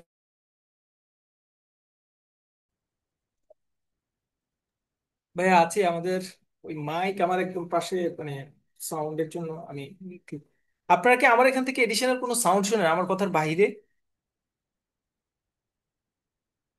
এডিশনাল কোনো সাউন্ড শোনা যায়? না না। না আচ্ছা ঠিক আছে, তাহলে আমি কন্টিনিউ করবো। মানে মানে আমার জুমটা ওইভাবে প্রসেস করা, বাট আমি টেস্টেড করি নাই যে এডিশনাল কোনো সাউন্ড শোনা যায় কিনা। এনিওয়েজ, তাহলে উপরের এবং নিচের কেস স্টাডিতে আমরা বুঝলাম আসলে কালেক্টিং ব্যাংকের রেসপন্সিবিলিটির কথা বলা হয়েছে। তাহলে কালেক্টিং ব্যাংকার হিসেবে আপনি কি কি রেসপন্সিবিলিটি শো করবেন সেটা এখানে বলা হচ্ছে। কালেকশনে পাঠানোর যে রেসপন্সিবিলিটিটা সেটা খুব সোজা, রেসপন্সিবিলিটি গুলি সোজা, বাট আমার প্রশ্ন ধরাটা হচ্ছে কঠিন। তাহলে আমরা এখানে প্র্যাকটিস করছি জেনারেলের জন্য, মানে একটু লোয়ার ডেজিগনেশনের জন্য স্ট্রেট ফরওয়ার্ড কোয়েশ্চেন থাকবে, একটু হায়ার ডেজিগনেশনের জন্য এই কোয়েশ্চেনটা একটু টেপে দিয়ে দিতে পারে। কালেক্টিং ব্যাংকের রেসপন্সিবিলিটি হচ্ছে presenting the cheque, cheque present করা, কালেক্টিং ফান্ড, ফান্ড কালেক্ট করা, crediting the payee's account, payee's অ্যাকাউন্টে ফান্ড ক্রেডিট করা, ট্রান্সফারিং ফান্ড, যদি ইনস্ট্রাকশন থাকে তাহলে ফান্ড ট্রান্সফার করা, এনশিওরিং প্রপার এন্ডোর্সমেন্ট, কিভাবে এন্ডোর্সমেন্ট করা হয়েছে সেটা ঠিকঠাক আছে কিনা এটা দেখা, অ্যাডহিয়ারিং টু রেগুলেশনস, রেগুলেশনস এর অন্য কোনো ইস্যুস আছে কিনা সেটা দেখা। ধরেন আমরা যখন চেক ইলাস্ট্রেশনে যাব বা চেক নিয়ে সেগ্রিগেশনে যাব তখন দেখবো ক্রস চেক আছে কিনা, ক্রস চেক থাকলে সেটা কোন ধরনের চেকের কথা বলা হয়েছে, কিভাবে বলা হয়েছে, সেগুলি ঠিকঠাক করা আছে কিনা। এই জিনিসগুলি সাধারণত কালেক্টিং ব্যাংক দেখবে। পরের question, what are the responsibility of paying bank? Paying ব্যাংকের রেসপন্সিবিলিটি কি? এখানেও যদি আমরা কেস করি তাহলে ধরেন লিখলাম you are mister X working as a cash officer in P bank. আপনি পি ব্যাংকের একজন cash officer. One of your customer give you a sign cheque for encashment, একটা সাইন চেক দিয়েছে এনক্যাশমেন্টের জন্য, মানে চেক সাইন করে দিয়েছে ক্যাশ দেওয়ার জন্য। Before encashment identifying your role. Encashment করার আগে আপনি আপনার রোলটা বলেন, আপনি আসলে কি হিসেবে চেকটা পে করবেন। অ্যান্ড হাইলাইটিং ইউর রেসপন্সিবিলিটি, এবং আপনার রেসপন্সিবিলিটিটা হাইলাইট করেন, আপনি আপনার রেসপন্সিবিলিটি ইলাস্ট্রেট করেন। তাহলে বুঝতে পারছি আমি চেক পেয়েছি, আমি এখন পেমেন্ট দিতে হবে, সুতরাং আমি পেইং ব্যাংকার হিসেবে কাজ করছি, মানে আমার রোল পেইং ব্যাংক হিসেবে আমি রোল প্লে করব। তাহলে পেইং ব্যাংক হিসেবে রোল প্লে করতে গেলে আমার কি কি দেখতে হবে? পেমেন্ট ভ্যালিডিটিটা দেখতে হবে, অর্থাৎ যে চেকটা দিয়েছে এটা ডেট ঠিকঠাক আছে কিনা, সাফিসিয়েন্ট ফান্ড আছে কিনা এটা দেখতে হবে, ক্রস এন্ডোর্সমেন্ট রয়েছে কিনা, কোন এন্ডোর্সমেন্ট রয়েছে কিনা, এটা সরাসরি ও পাবে কিনা, কে পাবে, এটা দেখা। লাইবিলিটি অন এরর, লাইবিলিটি জনিত কোনো এরর আছে কিনা, অর্থাৎ এই চেক এই অ্যাকাউন্টে অন্য কোনো ইনস্ট্রাকশন আছে কিনা। কমপ্লাইং উইথ লটাকে কম্পাইল করা, নিয়ম নীতি অনুযায়ী এটা কি 6 মাসের মধ্যে চেক কিনা, তারপরে ক্রস ইস্যুজ আছে কিনা, ইনওয়ার্ড ফিগার লেখাটা ঠিক আছে কিনা, সাইনটা ম্যাচ করছে কিনা, টিপি ভায়োলেট করছে কিনা, সকল জিনিসগুলিকে একত্রে যদি আমি কম্বাইন্ডলি বলি তাহলে that is called complying with law. আমি কমপ্লাইং উইথ ল করলাম, ল করার পরে আমার কাছে মনে হলো যে না সবকিছু ঠিকঠাক আছে, then I will execute the payment. এই রোলটাকে বলা হবে পেইং ব্যাংকারের রোল, আর এই প্রসেসটাকে বলা হয় পেইং ব্যাংকের রেসপন্সিবিলিটি। আমি ম্যাক্সিমাম ক্ষেত্রে আপনাদেরকে আমি আগেও বলেছি যে আপনাদের 5 মার্কস স্ট্যান্ডার্ড প্যাটার্নটা আমরা সাজাবো, খুব বড় পড়বো না কোয়েশ্চেন, কারণ এই 5 মার্কস স্ট্যান্ডার্ড কোয়েশ্চেনের পরীক্ষায় আসে, সো অনেক বড় লম্বা টম্বা পড়ে আসলে পেঁচানোর দরকার নাই, ইজিয়ার পয়েন্ট। এবং আপনি যদি মনে করেন এটার বাইরে আপনি আরো 2-3টা পয়েন্ট অ্যাড করতে পারেন, এখান থেকে একটা 2টা পয়েন্ট বাদ দিয়ে নো ইস্যুস, মোটামুটি 5টা বা 6টা পয়েন্ট আপনি লিখতে পারলেই এনাফ। একটা কোয়েশ্চেন আমি বাদ দিয়েছি, রেফার ফ্রম দা, মানে আমি আপনাদের আন্ডারস্ট্যান্ডিং এর জন্য 3 নম্বর কোয়েশ্চেনটা আমরা বাদ দিয়েছি, যেটা আমরা নেক্সট দিন পড়বো। আদারওয়াইজ আমরা আমাদের যতটুকু পড়ানোর কথা ততটুকু মোটামুটি আজকে শেষ করেছি। সবকিছু মিলিয়ে যদি আমি র্যাপ আপ করি তাহলে আমরা 6টা প্রশ্ন পড়েছি আজকে, একটা প্রশ্ন বাদ দিয়ে, যেহেতু 7 পর্যন্ত আসছে একটা প্রশ্ন বাদ দিয়ে 6টা প্রশ্ন পড়েছি। এখন আমরা একটু চেষ্টা করব একটা রিভিউ টেস্ট দেওয়ার জন্য, সবাই মোটামুটি একটু আলোচনার মধ্যে থাকবো, একটু ভয়েস রেস করবো, কোনো সমস্যা নাই। যদি মনে করেন যে চ্যাট বক্সে লিখতে চান লিখতে পারেন, কোনো সমস্যা নাই। এটা জাস্ট আপনাদের ওয়ার্ম আপ করা, হ্যাঁ, একটু মনে করানো আর কি। 1 নম্বর কোয়েশ্চেন আমি লিখছি যে merchant banks are governing by, merchant bank আসলে কাকে দিয়ে গভর্নেন্স হয়? আমি ধরেন অপশন বলছি, আপনাদের অপশন দেইনি, আমি অপশন দিচ্ছি, যেটা কি সেন্ট্রাল ব্যাংক অর্থাৎ বাংলাদেশ ব্যাংক, নাকি আর কে? মার্চেন্ট ব্যাংক আসলে গভর্ন করে কে, অথবা মার্চেন্ট ব্যাংকের আপনি লাইসেন্স পাবেন কার কাছ থেকে? Security and exchange commission, very Bangladesh good, security and exchange. Exchange commission, very good very good, BSCE. অনেকেই কোয়েশ্চেন লিখেছেন, আপনি চ্যাট বক্সেও লিখতে পারেন, তাহলে আপনি একটু আপনার মানে মুভমেন্টটা একটু ক্লিয়ার হবে। নাম্বার অফ ফুল ফ্লেজড ইসলামী ব্যাংক আমাদের দেশে কয়টা? নাম্বার অফ ফুল, 10টা। 10টা, very good very good, 2। Okay, সবাই বুঝতে পেরেছেন। Question number 3, are non bank financial institution receive demand deposit? Non bank financial institution কি না, ডিমান্ড ডিপোজিট নিতে পারে? পারে না। নো, পারে না। না, না, পারে না। না। সবাই কি ক্লিয়ার? সবাই ক্লিয়ার? কারো কোনো আন্ডারস্ট্যান্ডিং গ্যাপ আছে? নাই, সবাই clear. Question number 4, how many parties are involve in cheque? চেকে কয়টা পার্টি ইনভলভ থাকে? 3। 3টা। কি কি? Dayal, very good very good, excellent. Question number last, what is garnishee order? Three party, drawer, drawee, paying. 3টা, ওকে। তাহলে প্রত্যেক যদি কোনো নির্দেশনা থাকে সেটা ম্যানেজ করা। কোনো অ্যাকাউন্টের উপরে যদি কোনো আইনি কোনো অর্ডার থাকে, অর্ডার। কোর্ট অর্ডার, সোজা কথা, court order is enough answer for garnishee order. তাহলে 5টা কোয়েশ্চেনের অ্যান্সার আমরা কমপ্লিটলি পারলাম, কারো কোনো সমস্যা নাই। আমরা মোটামুটি যে কোয়েশ্চেনগুলি 5টা শেষ। আমি আপনাদের আরেকটা সিনপসিস দিব, মানে রিভাইজ যেটা, সেই সিনপসিসে আমি কোয়েশ্চেনগুলির অ্যান্সার পাশে দিয়ে দিব আপনাদের রিভিউর জন্য। আর ফার্দার যখন ভাইয়া, আলোচনা করব তখন সেখানে আমরা আমাদের এডিশনাল যে অ্যাক্টিভিটিস গুলি রয়েছে, অথবা এটার সাথে এমসিকিউ সিমুলেশন করা, অথবা কোনো একটা কোশ্চেনের লিঙ্ক কোনো জিনিসকে অ্যাড করানো, সেগুলি আমরা মোটামুটি সিনপসিসে দিয়ে দিব। খুব ইম্পর্টেন্ট কথা 2টা জিনিস, একটা হচ্ছে আমি যে ক্লাসগুলি নিচ্ছি হয়তোবা রেকর্ড, মানে আপনি যদি রেগুলার শোনেন তাহলে খুব বেশি জরুরি, মানে আপনার বুঝতে সুবিধা হবে বেশি। এই যে আমি ওয়ার্ম আপ টেস্ট নিচ্ছি, এটার সাথে সাথে আপনি অ্যান্সার করছেন, চ্যাট বক্সে লিখছেন, অথবা আমি বলছি যে কেউ একজন বলেন, আপনি নিজে বলছেন, এবং এই বলার সাথে সাথে আপনি ওটাকে টোন করে নিচ্ছেন। যেমন কিছু প্রশ্নে আমি যেমন দেখেছি, সুমাই ম্যাডাম বলেছিলেন, প্রশ্ন করেছিলেন যখন ইসলামী ব্যাংকিং এবং কনভেনশনাল ব্যাংকের মধ্যে পার্থক্য, উনি দুইটা পয়েন্ট, মানে আমার শিটে নাই, ওইটাকে কাস্টমাইজ করে বলেছেন। সেন্ট্রাল ব্যাংকের অ্যাক্টিভিটিজ এর ক্ষেত্রে কাস্টমাইজ পয়েন্ট আসছে। এই কাস্টমাইজ পয়েন্ট যখন আপনার মাথা থেকে বের হবে, ইট মিনস পরীক্ষার হলে এই টাইপের আইডিওলজির কোয়েশ্চেন আপনি ফ্রি হ্যান্ডে খুব সুন্দর করে লিখতে পারবেন। মানে ফিজিক্যাল ক্লাসের কোনো বিকল্প নাই। মানে এটাকে কোনোভাবেও আন্ডার এস্টিমেট করা যাবে না। অন্য কোনোভাবে যদি আপনি গেইন করেন, মেইন করেন, প্ল্যান করেন যে আমি রেকর্ডিং শুনে ক্লাস ভালো করতে পারবো, বুঝবো, তাহলে এটা আপনার জন্য রং আইডিয়া হবে। হ্যাঁ, রেকর্ডিংটা শুধুমাত্র তখন আপনার জন্য দরকার যখন আপনি একদম এক্সেসিভ কোনো একটা কন্ডিশন আটকে গেছেন, ক্লাস করতে পারছেন না, সেই অবস্থায় আপডেট হওয়ার জন্য আপনার রেকর্ডিংটা ইম্পর্টেন্টলি আপনার জন্য কাজ করবে। বাট যারা রেকর্ডিং একটা দুইটা ক্লাসে অভ্যস্ত হবেন, তারা কিন্তু আগের ক্লাসের সাথে পরের ক্লাসের সাথে ট্যাগ করে নেবেন যে এই রেকর্ডিংটা আমাকে আসলে কতটুকু হেল্প করছে, বা রেকর্ডিং এর আগের ক্লাসের সাথে রেকর্ডিং এবং রেকর্ডিং এর পরের ক্লাসের সাথে কানেক্টিভিটিটা কিন্তু আপনাকে মেনটেন করতে হবে। রেকর্ডিং এর উপর বসে থাকলেন, তিনটা রেকর্ডিং একসাথে জমা হলো, আপনি শুনলেন না, 4 নম্বর ক্লাসে এসে কিন্তু আপনি কিছু বুঝতে পারবেন। কারণ আমরা এর পরের দিন যখন 4 নম্বর প্রশ্ন করব, 3 নম্বর প্রশ্নটা রিভিউ করে আমাকে 4 নম্বর প্রশ্ন পড়তে হবে, এবং তারপরে পরের প্রশ্নগুলি পড়তে হবে। সুতরাং রেকর্ডিং আমি দিব, বাট রেকর্ডিং এর উপর বেস করে নাম্বার অফ পার্টিসিপেন্ট যাতে ক্লাসে না কমে। আপনারা ক্লাসে জয়েন করবেন, আমরা ওয়ার্ম আপ মানে এরকম স্পন্টেনিয়াস ক্লাসই রাখবো। আপনাদেরকে জিজ্ঞেস করব, ওপেন থাকবে, আপনারা আপনাদের ওপিনিয়ন দিতে পারবেন, রিভিউ টেস্ট থাকবে, রিভিউ টেস্টের অ্যান্সার দিবেন। মানে পুরো পুরো একদিন 1.5 ঘন্টা টাইম আপনি এখানে থাকছেন। এটা আপনাকে, যদি আপনি লাইভ ক্লাসে থাকেন, ডেফিনেটলি এটা আপনার জন্য ভ্যালু অ্যাড করবে। আমি জাস্ট 8টা 40, 1 ঘন্টা 10 আমার ক্লাস শেষ, মানে 1 ঘন্টা ভাইয়া 40 ক্লাস শেষ। এবার আপনাদের রিভিউ যদি কারো থাকে, প্লিজ লেট মি নো।